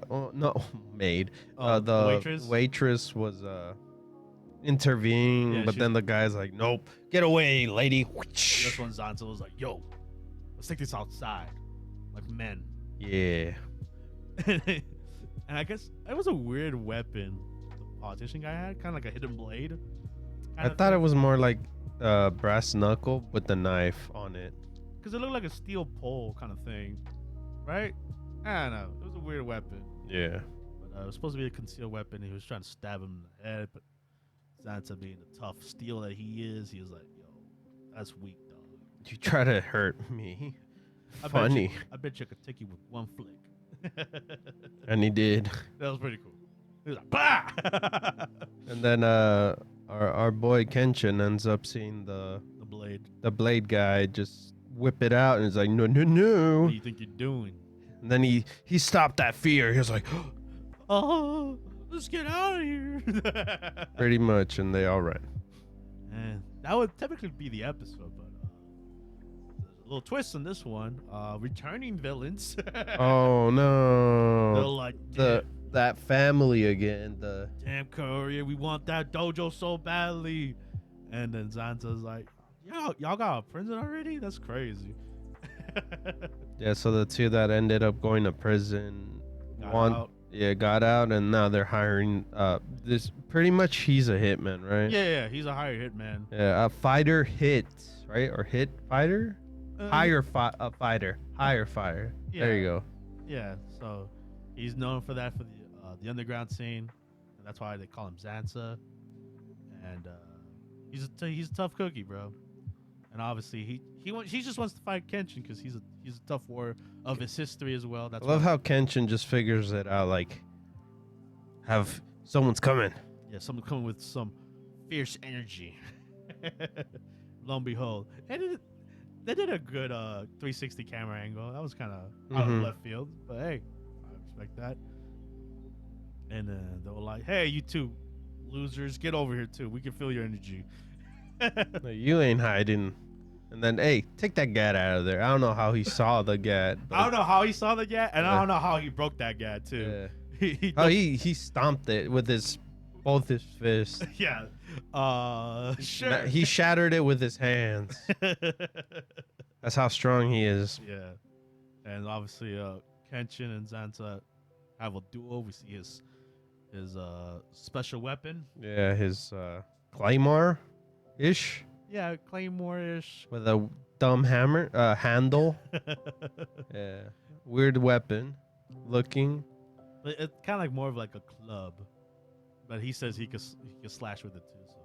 Yeah, weird weapon. Hey man, we got two weird weapons. We got that one and then Kenshin's reverse blade. Yeah, both of their weird weapons. And then they duel. Kenshin gets the blow, but Zanza gets up. He's like, "Is that what you got?" And then I think who points it out? They're like, "Oh damn! Usually when Kenshin does his thing, it's a one blow hit." Well, I wonder if he could able to take him down since he got up pretty quickly. And that's how the episode ends. Yeah. Conclude. No conclusion this time. We'll see who do you think is gonna prevail, David? Zanza or Kenshin? The kid. Nice curry. But yeah, I like Zanza. He's pretty cool. Tough cookie. We'll see what goes from there. I mean, one more episode. We did give it a 5-episode review for this one, and yeah, I'm still indifferent with it. You, David? Yes, sir. Very indifferent with this show. But yeah. With that being said, we move on to our next show. We have Horimiya, The Missing Piece, episode 5. And this is Shu's episode. Green Hair Man's episode. And how he ruined his sister's relationship.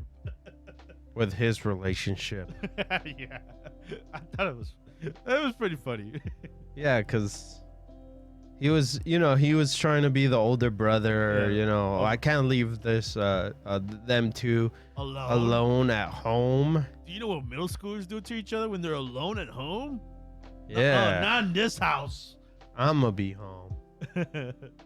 Yeah, because she tells him like, "Hey, I know you're coming home late, so stay out there longer." And he's like, "What the? What in the world? I'm going home right now." And she's like, "Why are you home? Why are you doing this to me? Why can't you get a girlfriend already?" That was funny.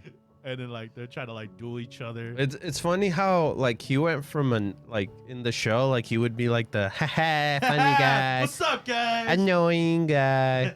Then he goes so serious whenever he goes to his house. His sister. Yeah, talks to his sister too. Yeah, it's funny. But our middle schooler Kitara wants to just have a little study date with the sister. Mm-hmm. But I guess he fell in love with someone else. Oh yeah. Who do you think that person was? Fell eyes for another person. Yeah. For another girl? Grandpa. Damn. I mean grandma. Or what was it? I forgot who was there. It was Grandpa. Grandpa. Okay. Yeah. For Grandpa. No, it wasn't for Grandpa. Even though that would have been extra funnier. No, it's for Shu. Shu? Yeah. Shu, don't bother me. And you know why he fell in love with him? Because he's a great person. No, because you pointed out as well that animation was way too slick for the show. When Shu literally like spinned his sword and shoots he went. I thought we were watching a different show at that point. Yeah, the animation caught me off guard for a second. I was like, damn, it looked clean as hell. What is this? Regina the Seven Blades over here? Yeah, Cloverworks just popped out their magic there. So I was like, damn, that's impressive. As both of us as watchers were like We were impressed. as the kid did too. Yeah, but a little too extra. Yeah, a little bit too much. To the point where the sister started noticing, like, hey. Like, I know my brother could be weird, and are you even listening to me right now? Yeah. He was like, huh? What? Oh, no, I'm sorry. I'm just looking at your gorgeous brother. Yeah, we started getting those vibes once he was like, oh, do you like? I'm gonna put your tea bitter. I'm okay with that. And yeah, extra bitter. Yeah. Oh, of course. That's how I like it. And it don't help that he's like really touchy with him, like super close. He's like, you don't mind me being here, right? He's like, oh, of course not. Oh. And then when he goes to tell him his friends about it, he's like, bro, what? Did you just swoop your sister? Yeah, he literally just hijacked the sister's crush. Yeah. And he's like, no, it's not like that. It's like how I feel about Sengoku. I like him like that. And then it goes the other way too. And he's like, what? You heard it wrong too as well. So now he made it seem like, oh, he likes Son Goku as well. And like Hori and the other girl, they're like, what? That is gross. How could you do that to your sister? I like your sister. That's messed up. It's funny with the whole the girlfriend thing too. I know, they're like, just get a girlfriend. I was like, I can't just make one. and the whole fact when he was talking to what's his name, Turu with the whole fact of what was it? The purple guy, right? Yeah. Oh, like how weird? Yeah, no, because he's cute. Because he got the genes from his mom. Yeah, so he's cute instead of being hot, you know? Yeah. For like being a guy, you always expect yourself to be hot, you know? Yeah. But no, they kept calling him cute. Just being very bromance over here. Yeah. And I like how like maybe your sister should grow out your hair. I was like, and he's like, oh, my hair? Like, no, your sister, bro. And it don't help, especially at the second half where these idiots forgot that the middle schoolers are coming over to check out the high school. Oh, he didn't even know either too. I know his sister kind of like messed him up. She was like, oh, you're kind of late for school. I was like, no, I can't be late. Here, have a toast. Yeah, they did the anime moment, you know? And he's like, I can't run while eating toast. But hey, he's not the only one that's late, right? We got the yellow hair girl. Me too, man. I miss class. I don't want to miss class, so I need to get going, man. His bros come up and they're like, and then they see Sengoku. I was like, you're late too, Sengoku? There's no way. And it's like, you guys are idiots. Today you're supposed to come later. Like, yeah, because he goes until like 12, right? Or noon? Yeah, around the afternoon. They're supposed to come over. So that way those schools get out of there. But they're there early. And but hey, since they're there early, they could get cafeteria food in line early, I guess. That's a big deal. Heck yeah. You don't want that extra. I mean, you don't want the leftovers. I know. That always sucked. Like when you go to high school. I always hated that. Right? Like, I get that burned chicken sandwich, man. The worst. The worst. Or the worst case scenario, like you get the worst food there. Option, yeah. Like there's no more chicken sandwiches, or like it was like twin cheeseburger day and you didn't get one. Especially in the mornings, you get. I always hated getting cereal, like the Cheerios, not just the regular Cheerios. I like the honey Cheerios. Yeah. But sometimes it runs out, so you get the regular Cheerios. So you're just drinking milk and Cheerios. I'm like, damn it. I always hated that feeling. You know? So I kind of understand why they got excited. I was like, ooh, we could be in first in line. But But who's there? Who's there at the school? It's me, Dio. I knew it. Io? That's his name, right? Io? Yeah. The Kitahara guy? The kid. Yeah, the middle schooler. Yeah. Oh, I didn't know that was his first name. But yeah. Kitahara was like, oh, we're lost. We don't know where to go. We're supposed to meet up over here. Can you help us? And obviously Shu was trying to like not look at him because he's embarrassed and shy. No, he was in the corner trying to hide. Yeah. Hopefully not for him not to see him. And Taru ends up getting called. Yeah. He calls him out. Oh yeah. But like he doesn't know him by first name, so he's like, whatever. I guess I'll go this way. or last name? No, no. He doesn't know Shu, right? The word. Yeah, that's his first name. That's his first name. Yeah. They know Aru. Yeah. They know my last name. And the pink hair girl is like, she calls him by his last name. Yeah. Like, what are you doing, Ara-san? Come on. What are you doing? And he's like, Senpai, is that you? Senpai. They're like, God damn. And then he loses it too. I know, he's trying to be mean. He kind of yelled at him too. I know. Like, everybody, he was like, what? This is not you at all, Senpai. And they're like, what the hell is going on here? And then always like, get your ass over here. Oh, the teacher comes in like, hey, bro, can't be doing this to the middle schoolers. You're scaring him. Yeah, you're supposed to make him feel welcome, jerks. He even like thanked him. Was like, thank you, teacher. I never thanked you ever in my life. Oh man. But yeah, that was like I said, it was basically Shu's episode. Yeah, no, that was a little bit of Hori, more Miyamura, nothing. He didn't want to be in it. Yeah, like I already had my girl. Yeah, whenever they brought him in, he was like, you know what's going on? I was like, not a clue, and I love it. Yeah, like he already has his girl, so this is not his problem. And yeah, it was literally Shu's episode. And it was funny. Shu struggles on getting a girl. Yeah, can't get a girlfriend. Hey, and being cute. Yeah, being more instead of hot. Fun episode. Very fun episode. We move on to the next anime. We have The Duke of Death and His Maid, Season 2, Episode 4. And yeah. Woo, what an episode. Yeah. a lot of interpersonal drama between Zane and just the society of witches in general. You know, we get to see a lot more, just kind of like just that drama that's just kind of conspiring within the group in general. And it's just kind of interesting to just see our main two characters, you know, the Duke himself and Alice kind of be on more of the background.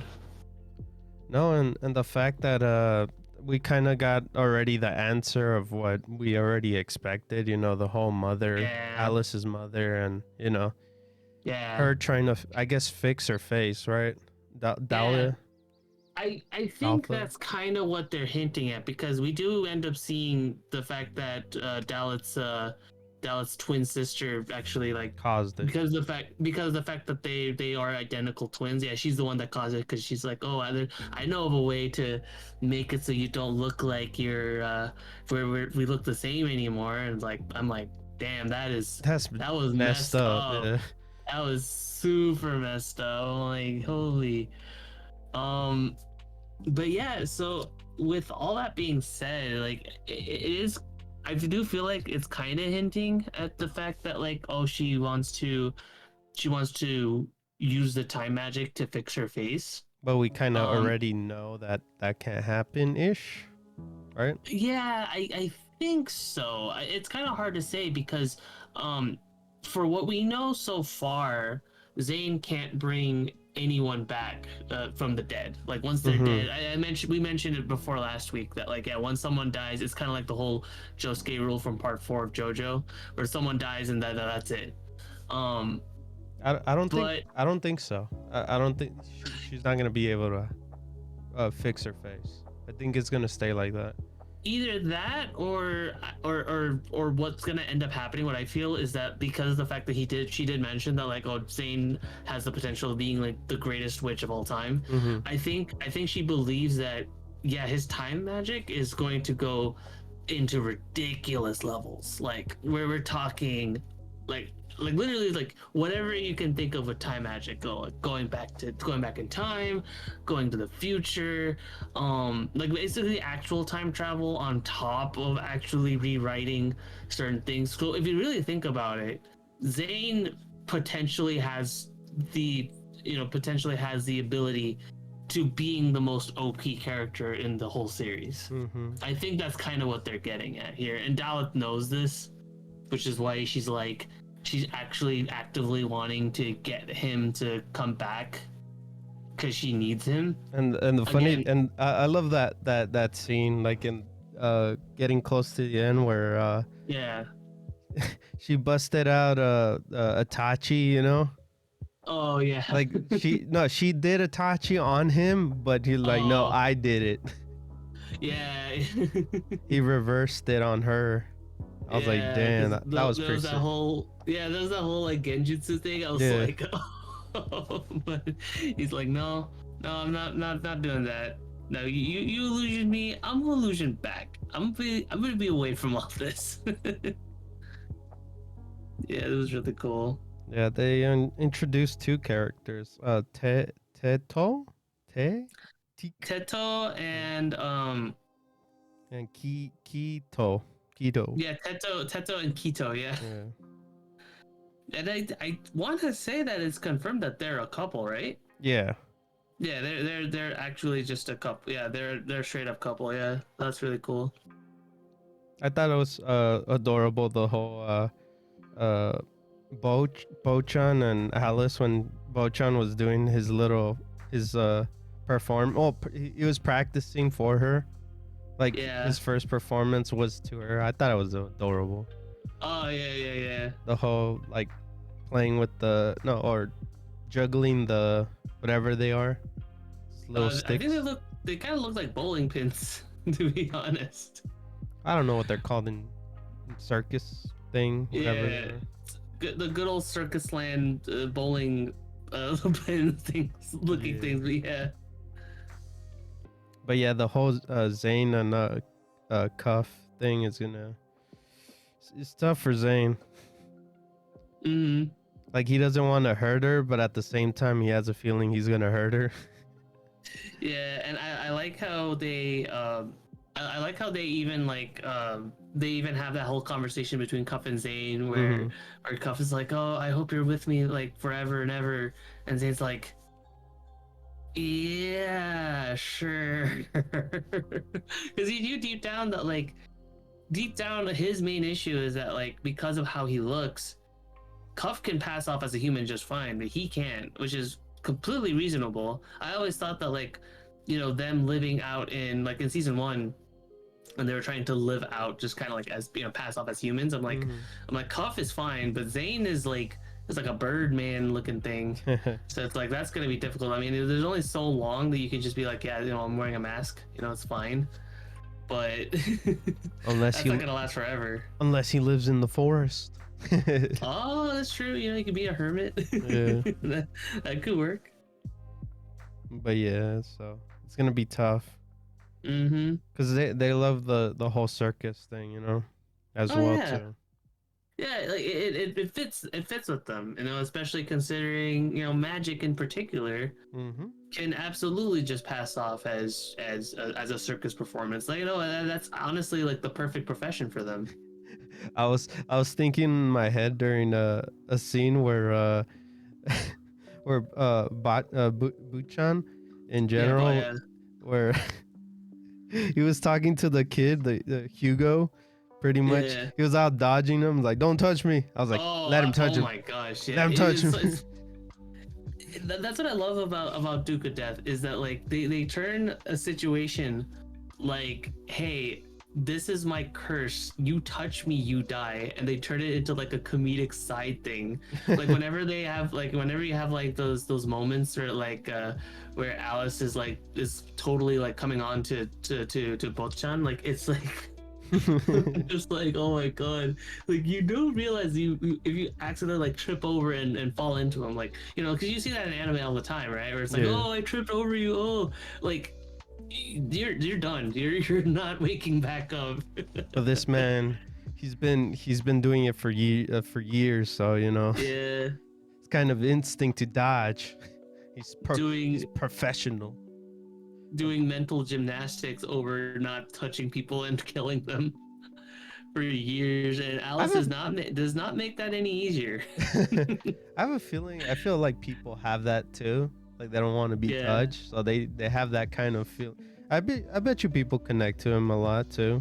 Oh yeah, absolutely. Like anybody, because it's a absolutely like real thing for people to have. You know, it's like I don't want you to touch me.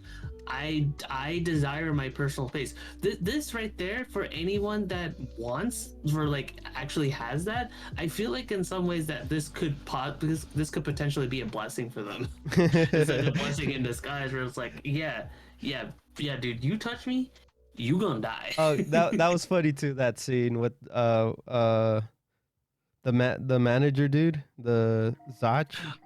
Oh yeah, Zach, yeah. The fact that he was like, he was like, just straight up, yeah. Hey man, he could be a hitman.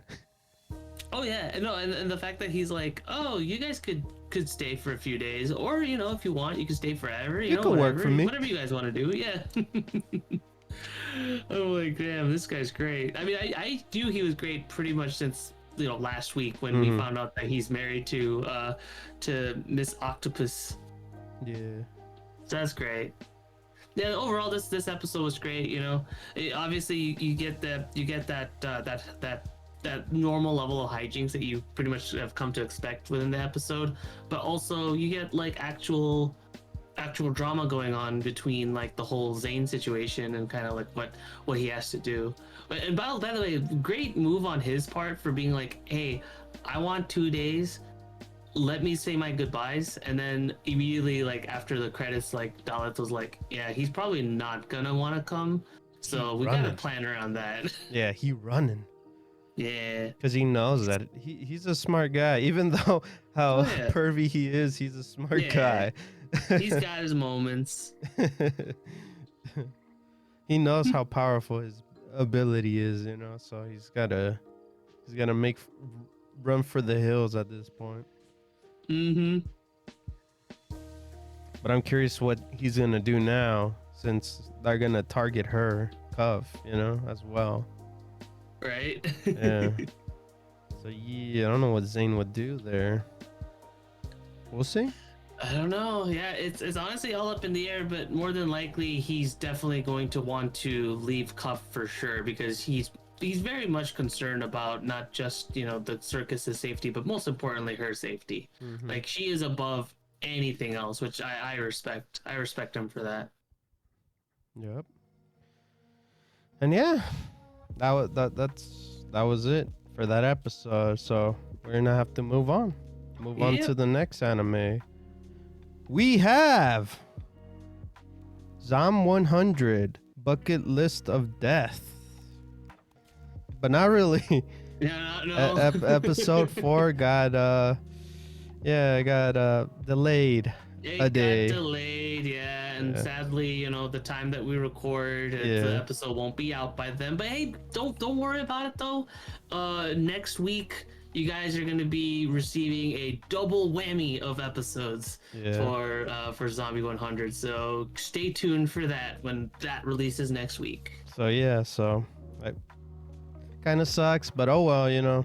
Yeah, it's a plus and minus, you know. It sucks that we don't get an episode to time with our episodes here, but at the same time, when next week does come around, we'll get to enjoy 2 times the Zombie 100 goodness. So the fun and the horror of Zombie 100.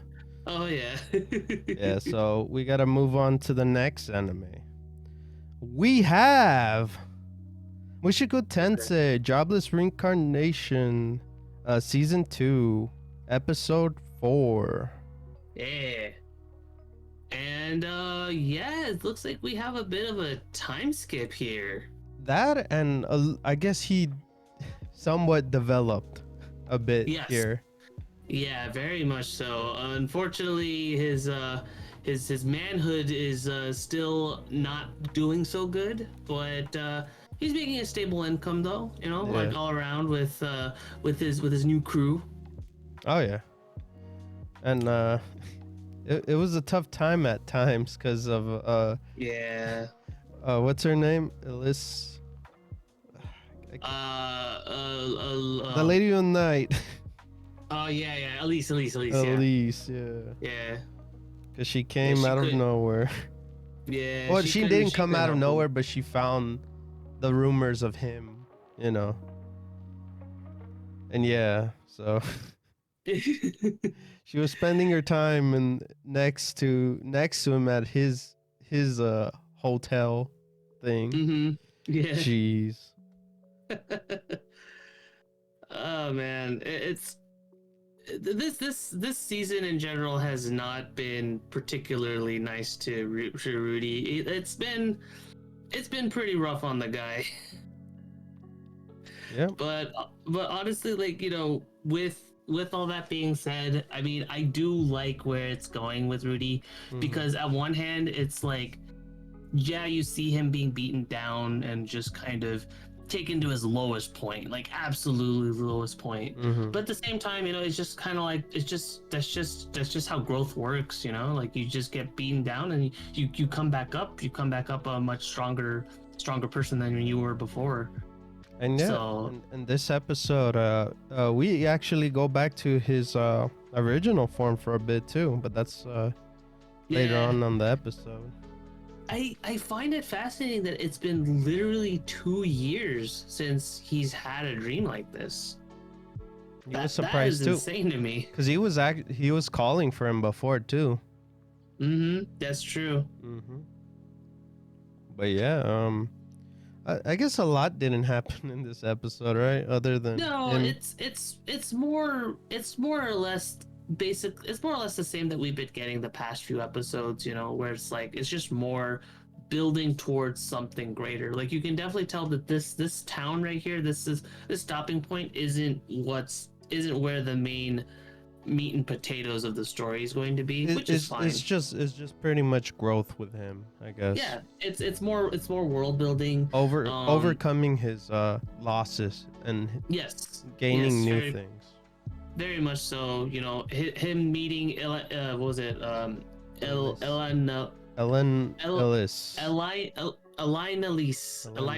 Yeah. Elena Lise. Okay, we'll just stick with that pronunciation. Anyway, him meeting her is a huge important you know moment that happened, because for a while, you know, she's kind of just been in the background, just kind of with Roxy. So Elena Lise basically being more in the forefront, just her meeting Rudy and actually. No, that's why I was talking. I was talking about her, but that's why I also called her Lady of the Night, because that's what she is. Okay. As well, she was. You were talking. No. That was another one. I'm like, I was like, wait a minute. Elise was the other girl, because it makes sense because her name also starts with an E. Yeah. So. Yeah, she's also that type of girl too. So. There are quite a few ladies of the night in this series, but this one is a little bit more important, since she was part of Roxy's and the dad's and Paul's. Yeah. She was with Paul and Zenith's actual party. Yes. So they got history. Yeah.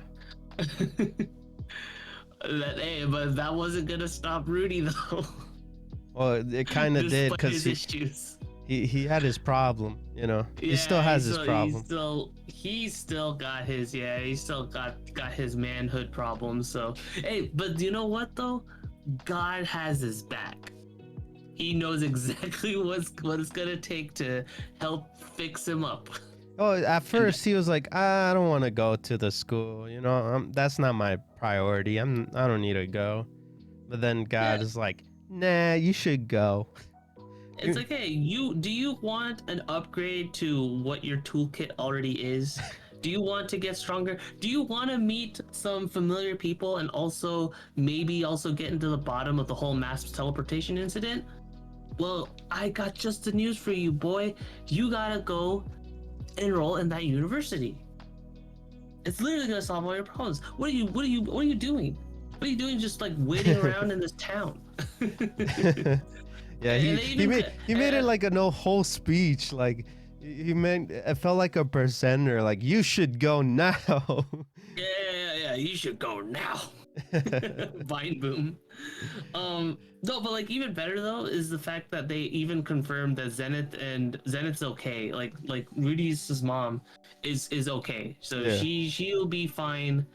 She'll be fine even if he doesn't, go find her. Yeah, right now, pretty much what he told them is like, hey, you don't have to rush right now because Roxy's also trying to find the people and she could deal with it. Right now, you need to just upgrade yourself, pretty much. Yeah, you need to upgrade your life. You need to upgrade your situation. Just like everything in general, you need to. Just go to the university. And so when you go here, when you come back to Roxy, in a way, you'll be you'll be more powerful. You'll have something to show up for. That's what he kind of said, in a way. So then, he decided to go to the school. The montage now. Then to the journey to the school. It was cool. One little thing before it, we got the montage was the whole the guy. What's his name? Oh shoot! Wait, are you talking about Snap? I know who you're talking about. Salda. Yeah. Yeah. Salda. It was cool. His little conversation with them. They didn't get off in bad terms or anything. He looked like he was, being mean, but he wasn't being mean. There's a way telling him hey man, hopefully we meet someday again. Yeah, and that's the thing. Like, it's Soldat. That's his name. Soldat. Yeah, we got the A and O. Yeah, and it's cool too because it's like one of those moments where it's like he was absolutely grilling Rudius before actually getting to know him, and then through that whole counter arrows era fiasco or whatever that happened, they were able to actually make amends, and that worked out great. And I'm happy that at least the end of the day, he's at the end of the day, Rudius got a bro. He's got a bro back at the old back at the ice country. Yeah. So that's yeah. good. That was it for the anime, but we gotta move on to the next anime. We have JUJUTSU Kaisen Season 2 Episode 4. And obviously after that huge impact of last week's episode, my God. Oh man. How they outdo themselves every episode. God damn, MAPPA. I wish I flew up like our boy Gojo. But that's getting a little bit too ahead of it. God, that is hilarious. That scene was way too insane to a part where I was tripping. Insane.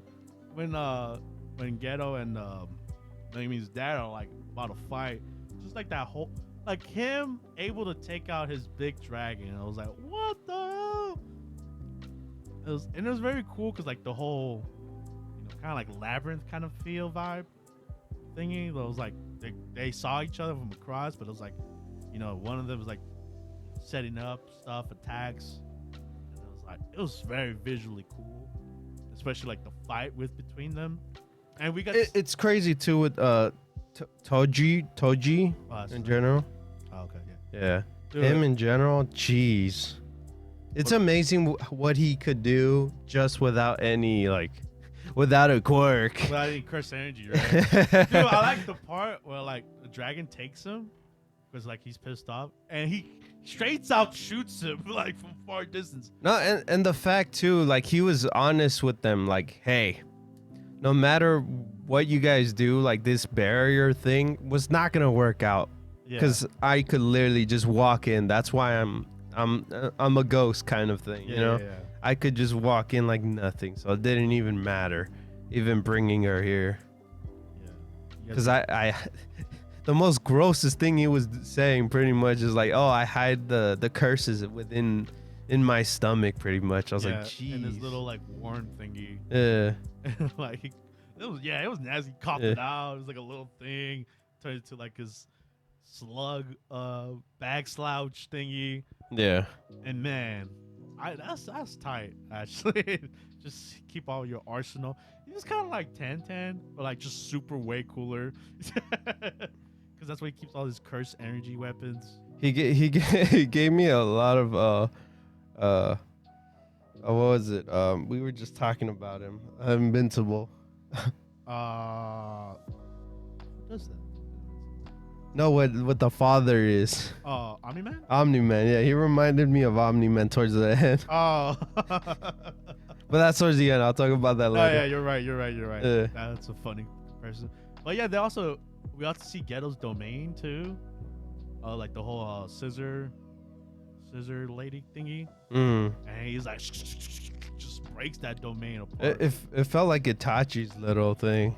Yeah. You know, when the people and when they use the Renegon or the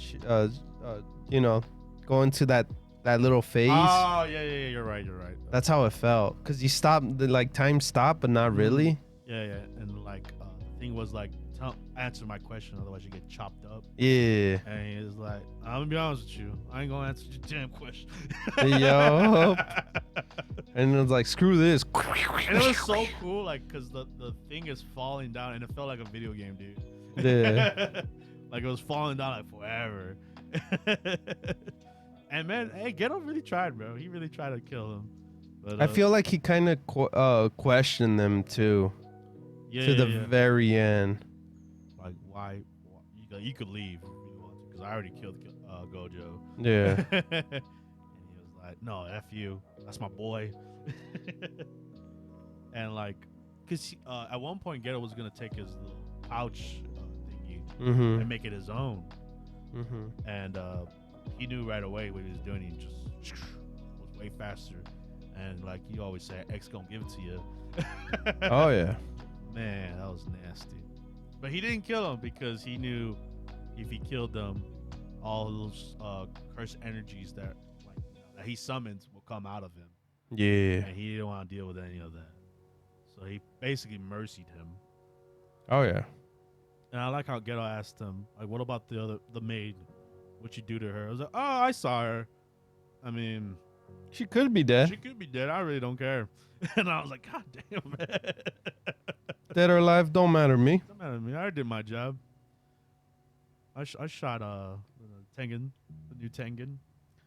So Rico in general was he took Rico to the guy.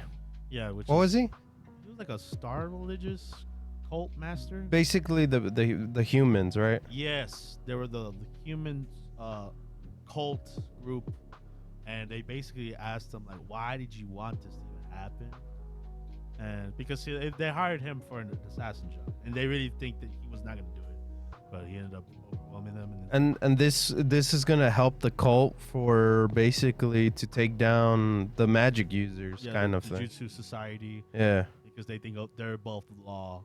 And with this is going to be a plus up, you know? Yeah, like we're going to, like he put all his cards in kind of thing, you know? And if he would have lost it, then it would have backfired kind of thing. Yeah. And it's kind of like, maybe this is like the Kendall, the fire that Ghetto has against humans. Yeah. Because it was weird how, because it's kind of like his ideal, right? Like screw the humans and what they do. Only the sorcerers should live. Well, at the very end part, that's where Oh, not the very end. Let's All right, let's get to the big awakening moment. Yes. The true moment of what happened in general. So obviously the two. Well, he finished the job, right? Yeah, they finished the job, and then maybe dad was like, "Yeah, you want to go grab something to eat?" And he's like, "Nah, I don't want to do anything with you, bro." I'll meet you in hell. Yeah, like either we do another job or I see you in hell. Yeah, I'll see you in hell, pretty I was much. like, God damn. And he was like, "All right, whatever. All right. I'm going out of here. I'm probably go gamble or something." You know, there's a man standing in the middle of the. Yeah. Who is that man? Is that Yuji? It's God. I got some into this world. My God, I did not know who that person was, man. Sure. Oh my God. I could see that white hair from a mile away, man. It didn't act like the Gojo I knew, man. Oh, because he was awakened, man. My man was on something. So it's crazy the fact that how Gojo lived too. So he kind of managed to stop one of those hits, and with one of those hits pretty much reverted that hit. So when he got slashed and all of that, everything got regenerated after that one hit that he manages to stop within that. Yeah, because It left him a mark in his head though. yeah, because he got him in the throat, Yeah. and that's what caused all that chain reaction of like, all right, I'm not gonna regen right now, but I'm gonna use my curse energy to negative energy, and to make a positive and negative combine into positive, maybe. It was kind of like convoluting to process, but I understood it. Well, it comes to science, right? Yeah. And like he basically reverted everything that happened to him, but it got him with the huge dopamine. Yeah. Which when he looked at him, he was like, "Oh my God, this kid's high," because he was awoken. He was enlightened. Enlightened. Yeah. Enlightened of like a god presence of this like huge power boost. Because Gojo was first angry and upset. Yes. But it was hard in that moment since he also he like went insane. Yeah, because he literally died. Yeah. In a moment. Yeah. You know that feeling when you thought you fell off your bed or something. Yeah. It was that moment. Flashing before your eyes. Yeah, or that when like you're about to get hit by a car and you're like, oh, yeah. kind of moment, Like, kind of. Gojo was feeling all that. Yeah. And like, this, I didn't know, but it literally awoken his like, his fourth ability too. Yeah, because that was a purple ball. Yeah, which we do see. We do see it in the first season, because he couldn't do it earlier in the episodes. Like he tried to do the red power up. He couldn't do it. He was like, I'm not ready yet. He was taking a nap. He took a long nap after that. It wasn't awoken yet, right? Yeah. But man, that fight, I think it was one sided. It flipped to another. We got flashbacks of another guy, and it's Megumi's dad. Yeah. Just having his life flash before his eyes. Yeah, so he was getting flashbacks of his son, his wife, but he gave me the what I said earlier, Omni-Man moment where he was kind of having those moments of like, oh, my son. Yeah, I was like, damn, I did have a son. Yeah. Maybe I should actually be a father, Yeah. And like, man, when Gojo obliterates this man. Yeah, he did his purple. Yeah, no, at first he was doing his insane, attacks to Gojo, but Gojo was like God over here, flying in midair, bro. Like he was stopping all the attacks. He was like not even dodging. His body just went just floating. Like, yeah. Your blade? Nothing. Nothing. Reflect that. Moving back. Woo. That's a cool chain you got. Okay. Nice. Which all that was super impressive animation wise. I'm like, my God, this guy's going the speed of light, and Gojo's stopping everything. But like we said, Gojo awakened his purple power, and just like. And that's where the moment happened for. Yep. The flashback thing, and then once he comes out of the flashback, he's like, "Where's my arm?" Yeah, we see that he literally got a hole in him. His whole other side of his body's gone. Yeah, and even Gojo said, Yo just said, do you have anything to say? Your final words? Like, man. Nah, I got nothing. Because he finally like touched ground, right? Yeah. Yeah, he pretty much had nothing to say. He literally... Other than you better rescue my son because he's like, about to get sold. Yeah. The Zensu clan. Yeah. Sell my son as a dying man's wish. And I guess he does that because he does recruit. Yeah. But I like how he got two birds in one stone because he literally killed them and made a big hole in that damn cult church. Huge hole. Oh man, now we can get to talk to the big piece, where it felt like Gojo was the villain for some reason. Well, cause I get it, but it now you can understand because Gojo and Geto failed. Yeah, they couldn't protect. And it feels weird because like, oh, they're cheering because she's dead, kind of thing. Yeah. And then they complete their mission. And Gojo's like pissed. He's angry. He's like, I'm ready to murder all these people, which is not Gojo at all. He's because we know. And that's funny too, because where he steps out of the light, the blue light, he ends up being in the red light. Yeah. While Ghetto's like, nah, man, I don't want. They didn't do nothing, kind of. They're just normal humans. Even though later in the future he hates them. Different ideal. Yeah. Like, so they swap roles again later crazy. on. Which I do like that. Presentation of like one stepping in the light and one's like going to the dark. The red light, yeah. Man, I'm telling you, man, that wasn't Gojo who I was looking at, and it's sad too because I saw a post where it was like when he first sees her, he's carrying her like happy and joy to like that moment where she's dead and he's very sad and angry. Yeah, because he didn't want no one to die. You know, he was expecting this was gonna be an easy job for him. Ended up being the worst job. Yeah. And now we're in a predicament where where do we stand from here? Yeah. What is Geto gonna do with these? What's Gojo gonna do in general? Exactly. I'm curious how he ends up changing later on. And why he hates the adults. Because he doesn't consider himself an adult. Yeah. So it was a very fascinating conclusion. A lot of fights, a lot of deaths. And I feel like no one won. Well, I guess the cult won, right? The cult, yeah, because they were all celebrating and stuff. The cult won. And no one killed the cult, so. The cult leader. Like, he was gone. Yeah. So. Unless Gojo killed him. That's why he was carrying her. Yeah. Who knows? But the people there were alive, so. That I feel like that's why the reason was, they were cheering. That's a very sad tone in this episode. But hey, like I said in the beginning, this MAPPA with JUJUTSU KAISEN, each episode gets better and better. Can't wait for the next one, man. Most definitely, man. I already got a title for this episode. And for good reason. But yeah, that was JUJUTSU KAISEN's second season, episode 4. That being said, that wraps up the shows. Mm-hmm. That being said, we move on to news. We got a lot of news to talk about this week. Starting off with MAPPA.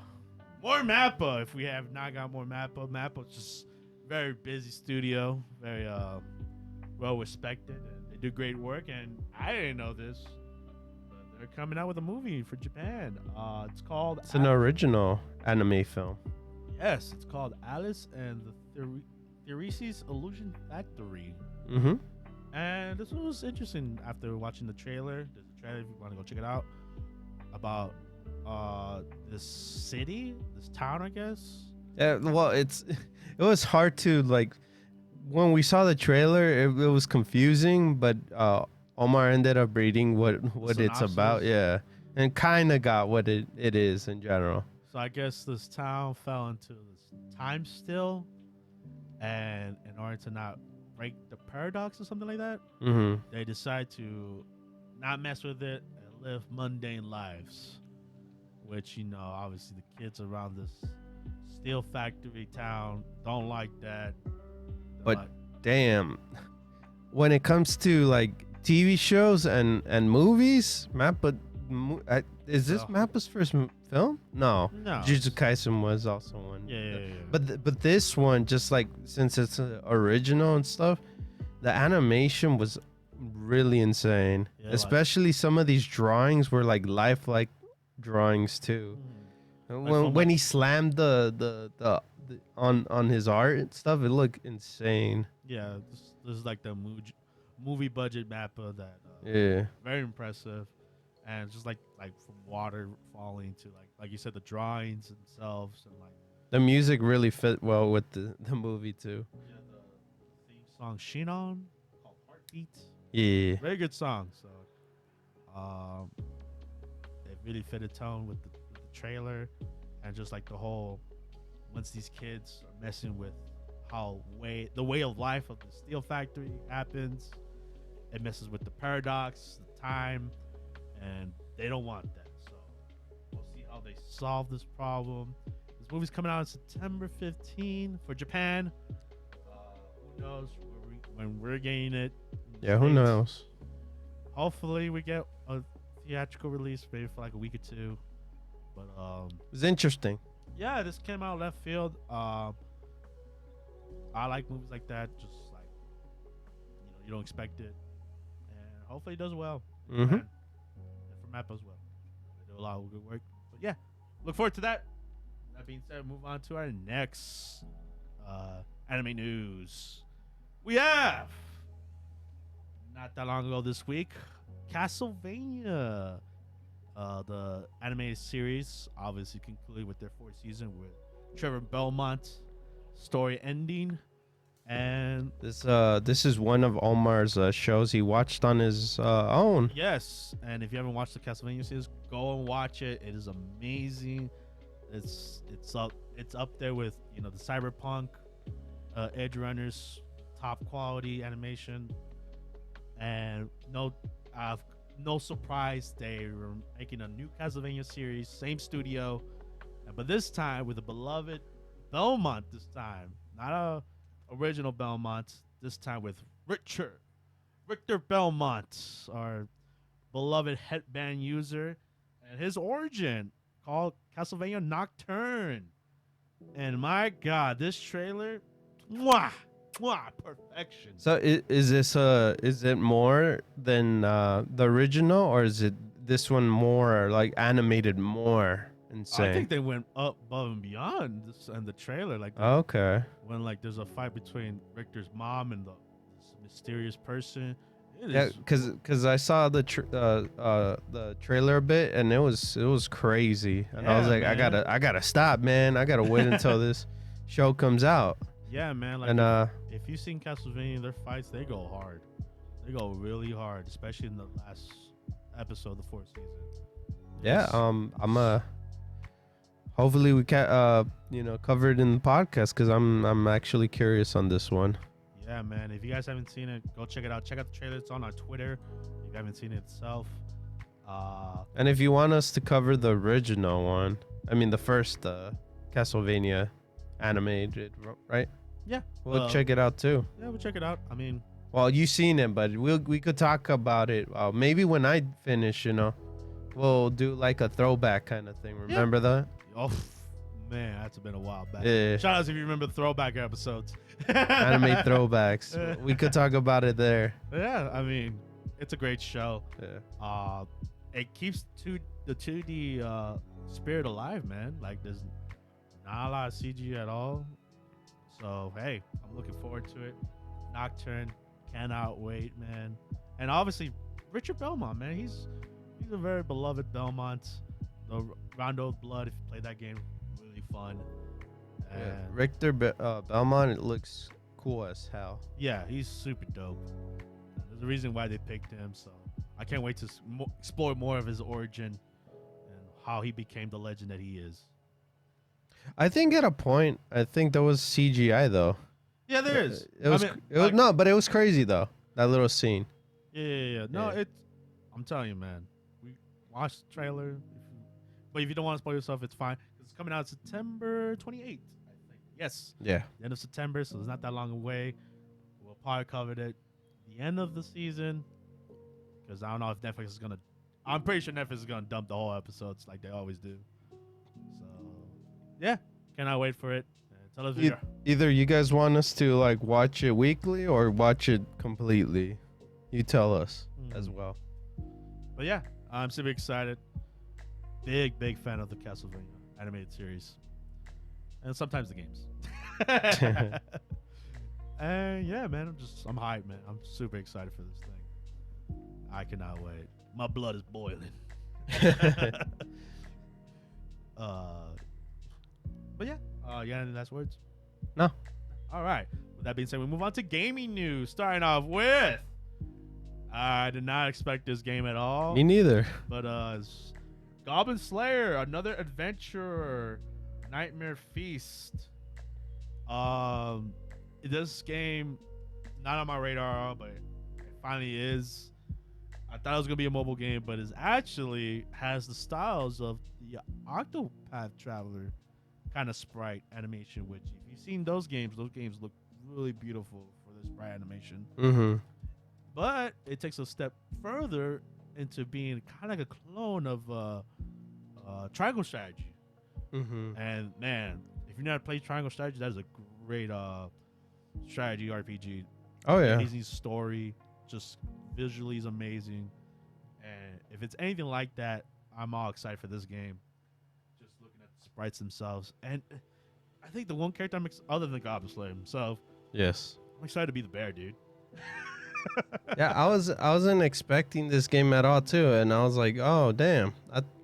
You said earlier, it looked like an app game. I thought it was gonna be like, oh, you get these specific characters, but no. When we saw the trailer, it was pretty cool. Yeah. So, and to me, it looked like a Fire Emblem game. Yeah.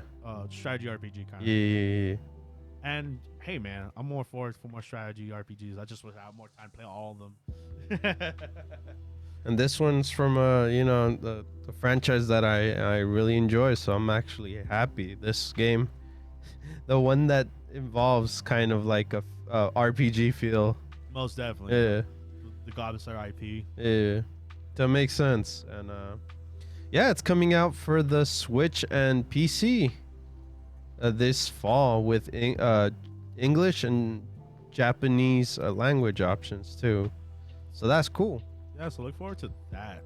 And no actual date, but it's coming out in fall though. Yeah, so check it out. If you haven't seen the trailer, check it out yourself. And yeah, cannot wait. Very unexpected. Mm-hmm. That being said, on to our next game news that was also unexpected. We have Nickelodeon's All-Star Brawl 2. What? Announced for the PS5, Xbox Series S, PlayStation 4, Xbox One, Switch, and PC. Man, if one thing about Nickelodeon games, they own everything. Yes. And it's also due till this fall as well. Yeah, this came a lot of fall. Of course. Yeah. We're already in the midsummer, so it makes sense. Fall coming up pretty soon. So, in my thoughts, I'm like, I don't think this is gonna be I have the first game, so when the second game comes out, I feel like I have to purchase the second game too. Which sucks. Yeah. I thought it was gonna be maybe like expansion, kind of, like an update. Yeah, an update, Yeah, I get you. Or Overwatch. No, nothing like Overwatch. I hope not. No, it did get a bigger update. I mean, just from the trailer itself, I got a big revamp of character animations. Stages look different. The art style changed a bit too. It went more into detail. Obviously. I guess detail. They patched in the voices, right? I think they had the voices. No, they didn't have the voices. No, it was the audio, right? The music. The music and then the characters' voices that were added in, right? I guess they learned from the first game, and then they upgraded it even more. Yeah, now they got voices, and I guess from the trailer itself, it looked like they got supers. But hey, and character mode, story mode. It got a story mode. It got a campaign. That was interesting. That was surprising. Yeah, so some voice acting as well. Yeah. But hey, ain't a sequel if you got no new characters. And we got 2 new characters right off the bat. They teased. It's Jimmy Neutron. And the most funniest one was Squidward. Funny is I feel like the most missed out character is Squidward, and I like how they made a meme out of him. Yeah, the meme of him looking out of the window.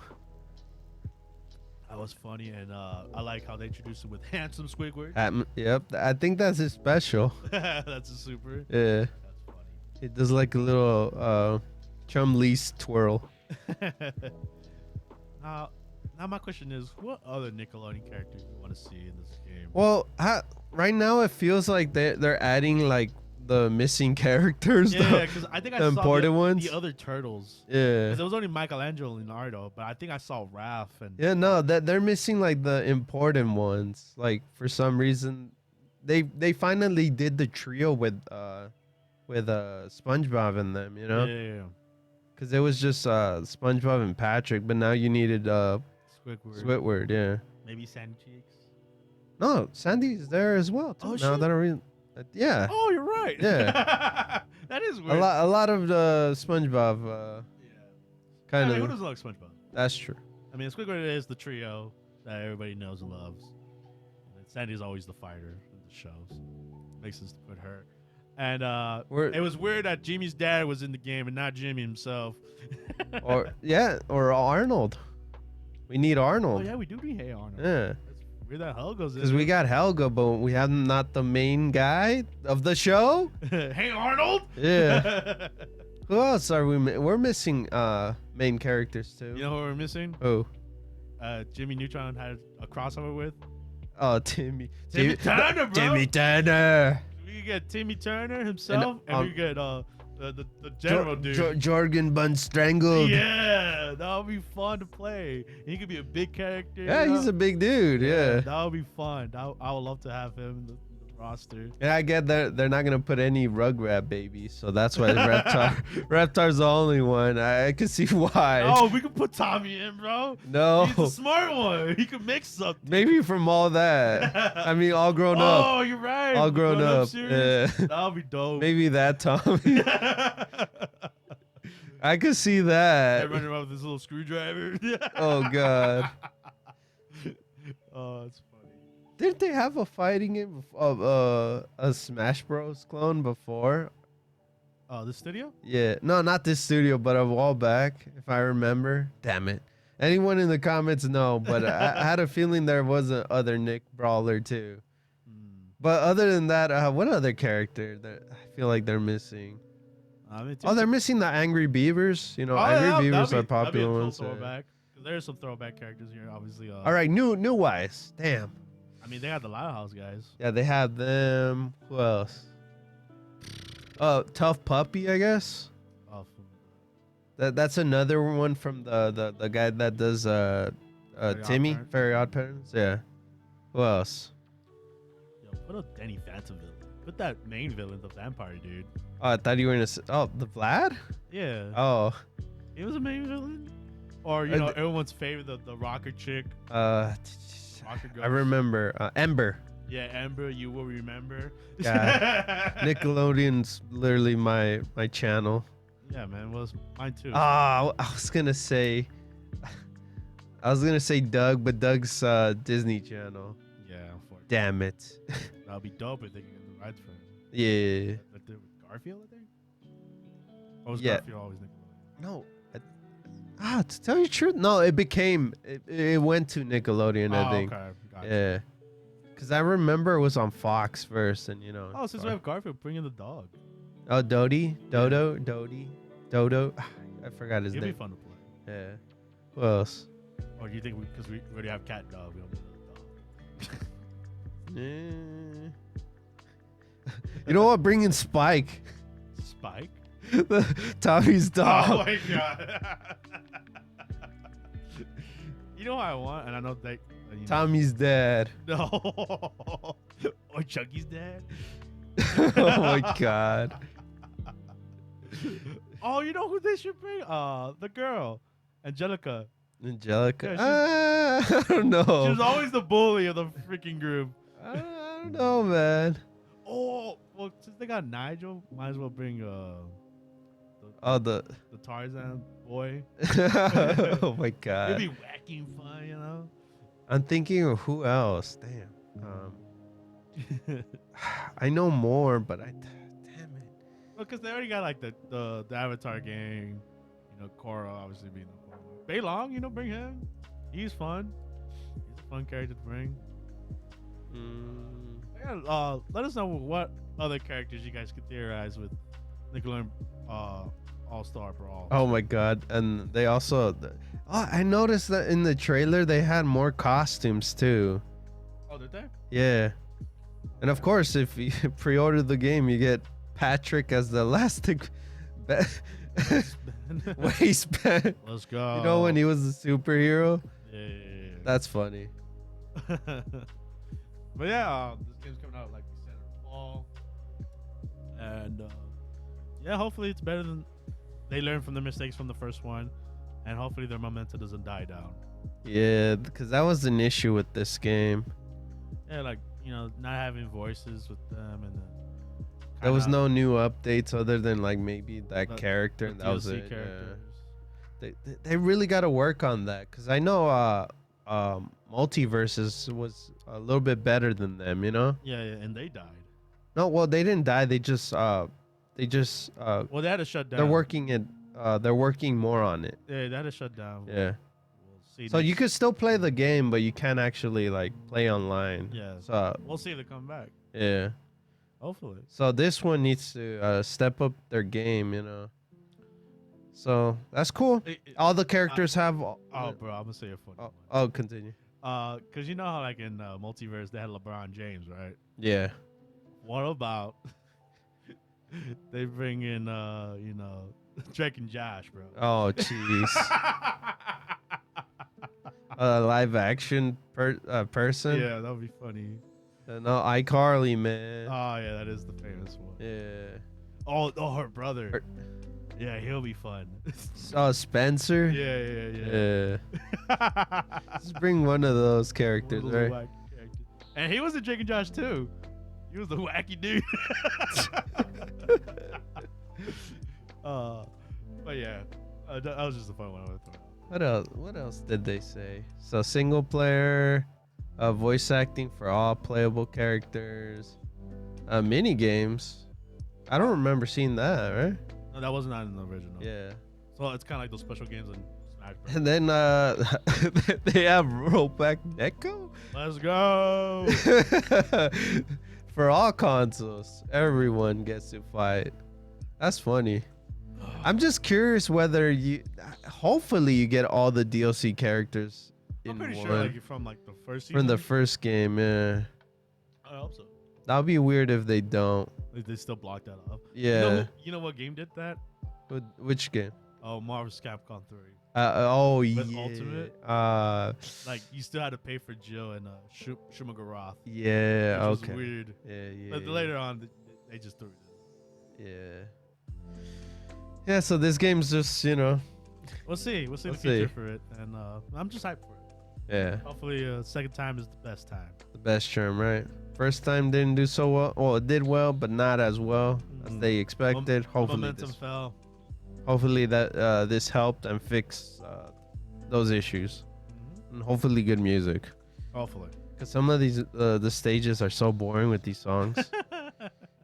I played this game a lot. No, not a lot, but every time I play a certain stage, and I hope they have like Omega stages, because I'm kind of tired of playing like these moving platforms that like way too many movements, and I'm like, that's why I don't like playing certain maps too. Yeah.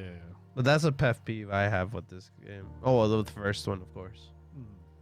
So yeah, hopefully they have Omega stages, because that's what it needs sometimes. And you can have like music you want from certain shows into that stage. Hopefully. We'll see. I don't know. My mentality is kind of like in Smash. Yeah, I was like, you sound like Smash. It sounds like Smash. Yeah, that's reaching for too much. Yeah, we'll see. We'll see what Nickelodeon does. Yeah, hopefully. And yeah, with that being said, we'll move on to the next gaming news we got. We have Fate Samurai Remnants gameplay. So they just had a live stream, our live stream, talking about the game. What's coming with it, who are the servants and who are the masters. pretty much showed almost like a lot of the game there. Well, like information about the game. Yeah, like the gameplay is kind of like, I guess, Dark Souls, like light, with a bit of a Dynasty Warriors kind of vibe I'm getting, because there's like a bunch of enemies at one point, and you can like kind of hack and slash everything.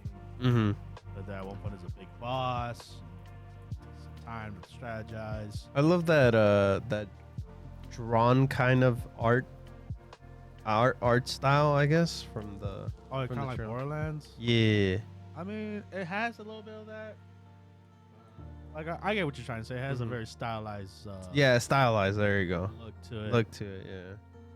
And yeah, it looks cool. I mean, it's coming out very soon.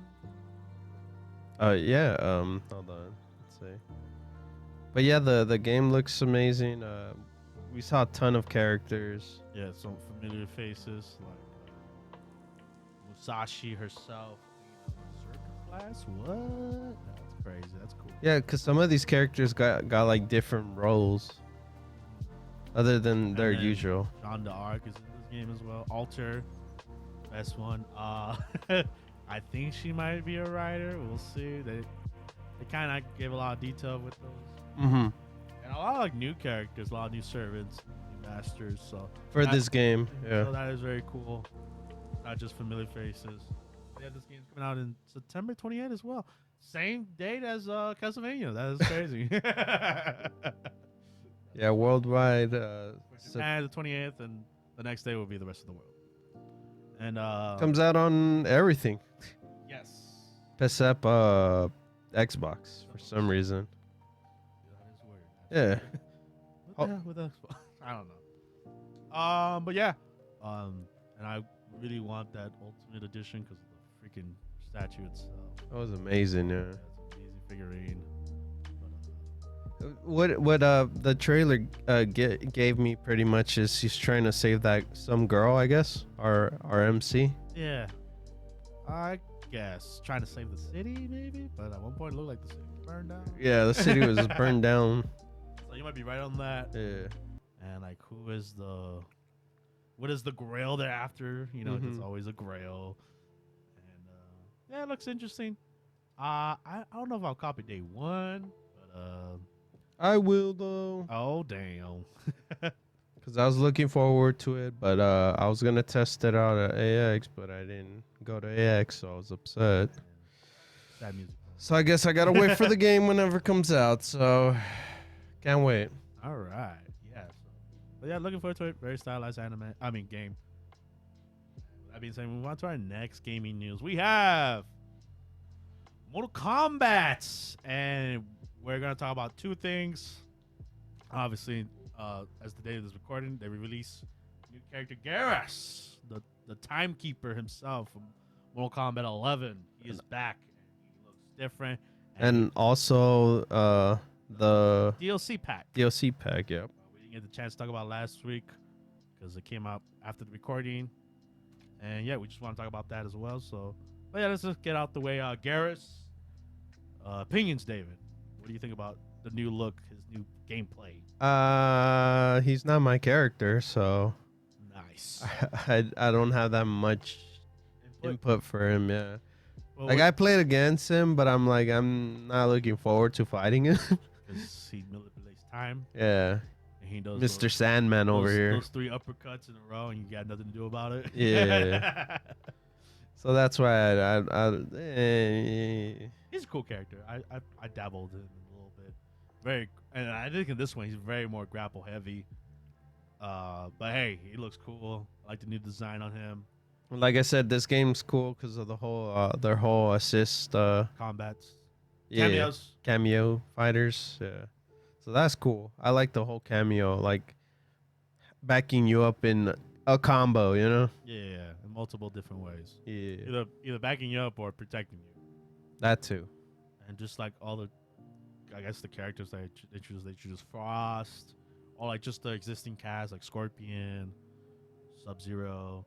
But like you could tell like they're cameo characters from like the original designs. I think at one point we saw Darius, which is a PlayStation 2 Mortal Kombat character. That's crazy.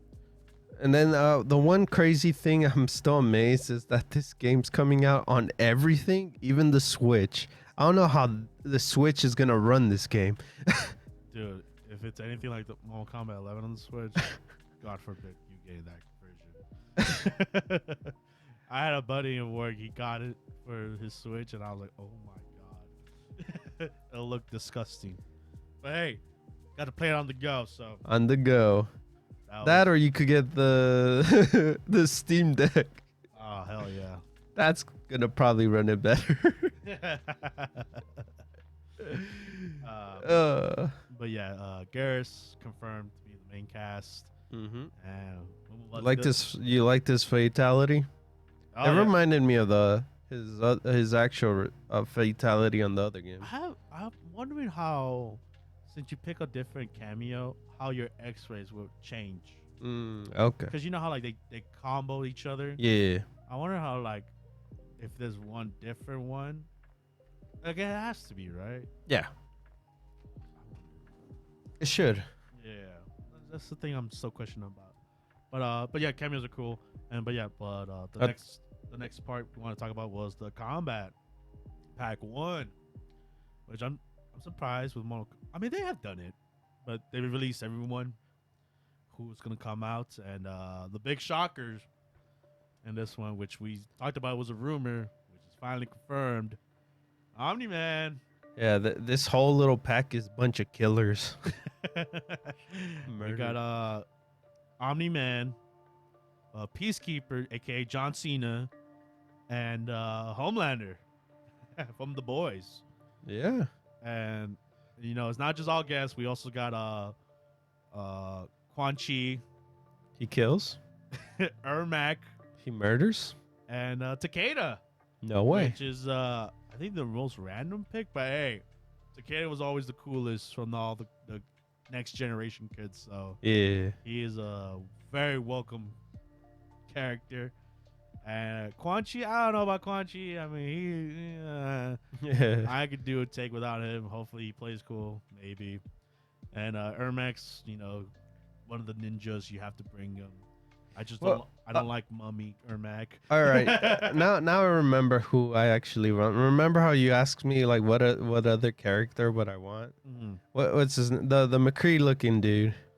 Oh, damn. Ern Black. Yeah, I want that guy back. That guy is cool. Yeah. I don't think they'll bring him though. No, they won't. Yeah, because he's been consistently in the 2 games. Yeah. So, but he was cool in 11. That was my guy I used to play. Yeah. Now, he is cool. Hey, maybe they might bring him back. He's not dead, right? No, he didn't. I don't know. He's basically a bounty hunter. Oh, okay. Just making sure. Yeah. I mean, this is a reboot, bro. Of course, it's not dead. Oh yeah. I forgot. Yeah. Everyone's back. Everyone's back to life. Yeah. But yeah, what do you think about the other cameo characters? Like I said, hopefully they're not combat or what was it? The cameo fighters. cameo fighters. Yeah. Certain show. I hope not too, but I doubt it since they literally have them like. They're DLC, right? Yeah. Yeah. So. But what would be different between well, that's the thing. I don't know Homelander and Omni-Man, like how different they are, because they both fly. They both are brawling. They're basically Superman. Yeah. So I'm curious how they're gonna be different. Maybe Omni-Man's like tankier, even more tankier than Homelander, and Homelander's more like quicker. That is a great question, David. Yeah, I mean, because they're both very similar styles of fighting. they're Superman. Yeah, they're basically Superman, right? And Yeah. I feel like Homelander would be like the more traditional Superman play style because he does have like the heat vision and you know all this other stuff he has. And I think like Omni-Man would be like more brute, nasty. You know, I want to see his fatality, man. slice the guy in half. You know, It's gonna be amazing. with a table. You know, can't die, kind of fierce. J.K. Simmons is gonna be amazing. And I can't wait for his voice just to be like an asshole to everyone. I want those intros, man. And it has been confirmed that he is gonna voice Omni-Man in the Is game. John Cena gonna voice his voice? I hope so. This is Warner Bros. We're talking about. They got the money for that. And I think we all know how Peacekeeper's gonna play. He's gonna shoot pow pow pow. He's gonna throw one-liners. Watch. Hell yeah. I'm not excited for that. Excited for that. Peacekeeper would be like the Aaron Black replacement. You're right. Damn it. Damn it. Now that I'm thinking about it. Damn it. And hopefully he summons his eagle, you know. Oh, His damn. bald eagle. Damn, you're right. Yeah. Jeez. I'm not getting that character. Damn. What's wrong with John Cena, man? I wanted Aaron Black.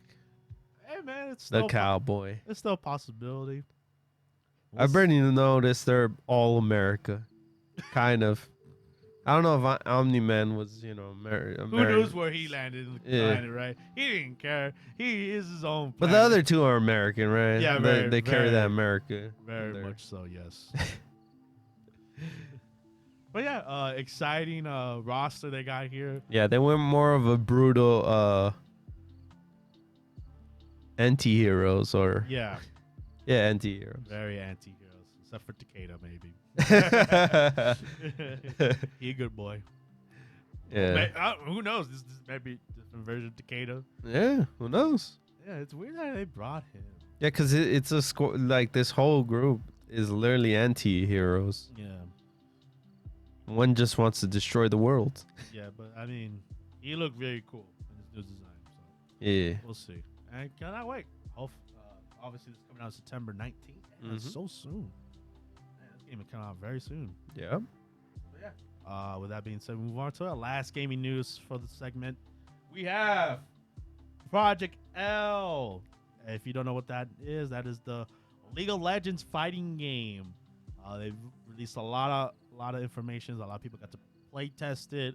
Or they're gonna play test it in Evo. Yes, they are releasing a playable demo.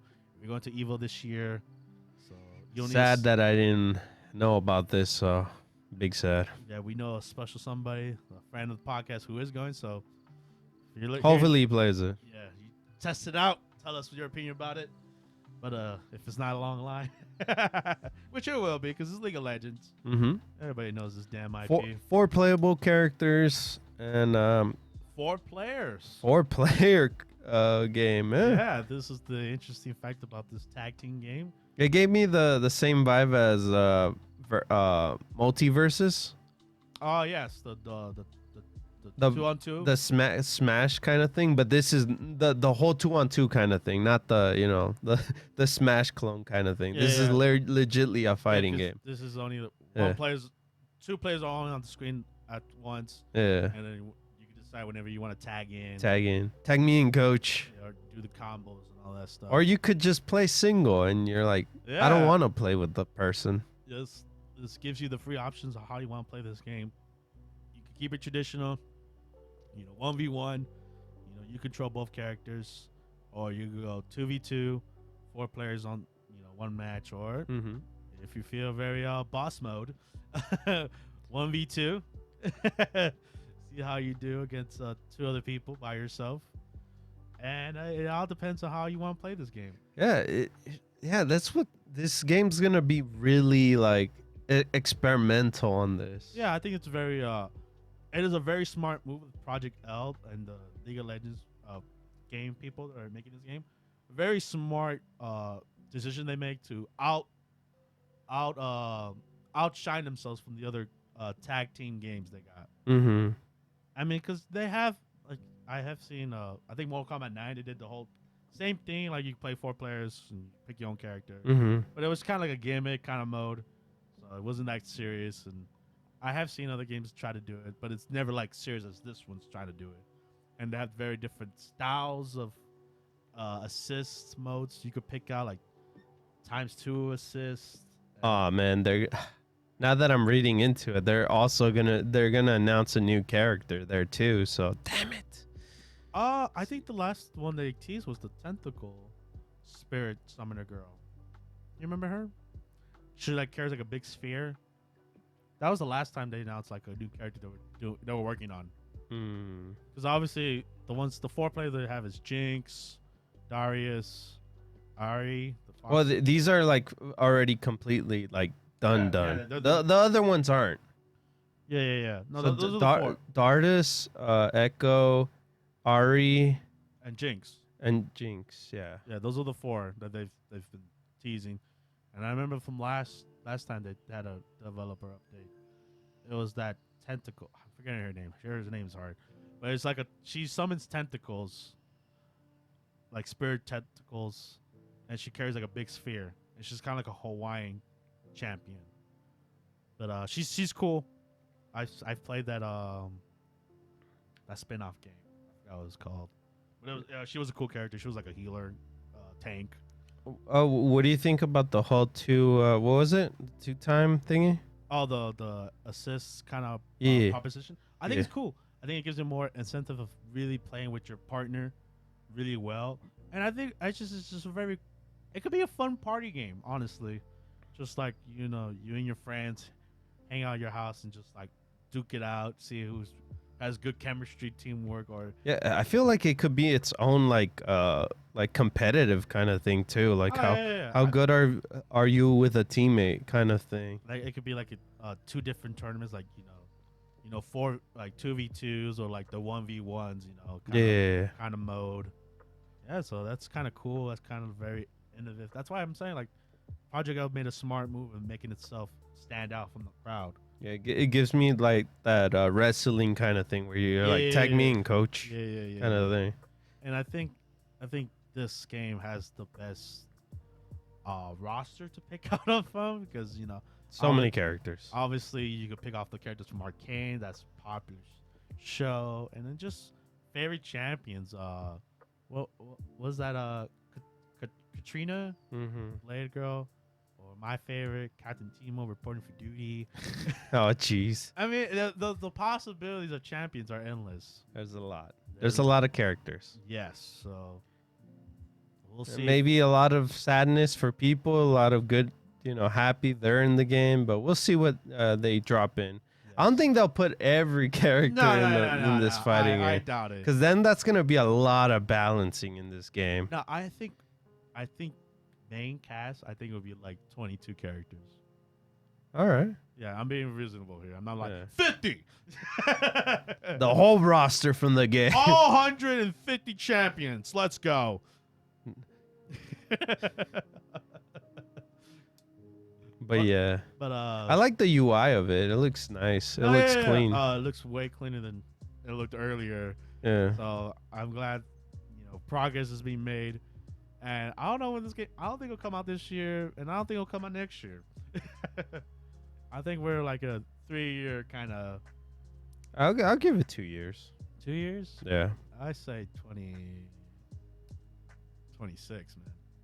Hey, man, they still got announcements after the Evo thing, right? Evo, yeah. That they got a couple announcements. And I think your biggest prediction that this game's gonna be free to play, which is also a very smart move. League of Legends is also free to play. Why wouldn't they? I feel like the only thing you know what they're gonna cash on is outfits. I think. Oh yeah. The skins are gonna be crazy. The skins are gonna be expensive. That's what I'm saying. But it makes sense. League of Legends IP is amazing. Like it has everything going for it to be a fighting game. No, and I think it should go that route. You don't have to. No, I mean, don't pay for the characters or what do you call it? Yeah, the characters themselves. Maybe the stages you gotta earn for it, or you could just pay for the points. You get me? Like if you would want a stage, I don't know. This is how I look for a free to play game.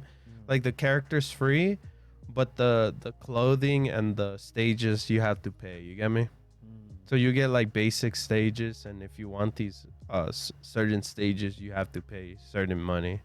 It's not gonna affect anything. You're gonna still have those other stages. You get me? Oh, the default stages. Yeah. But if you want a good stage, I know Street Fighter does that. Yeah. So that's where I think they. Well, for this game, since I wanted free. Oh. If it is free to play.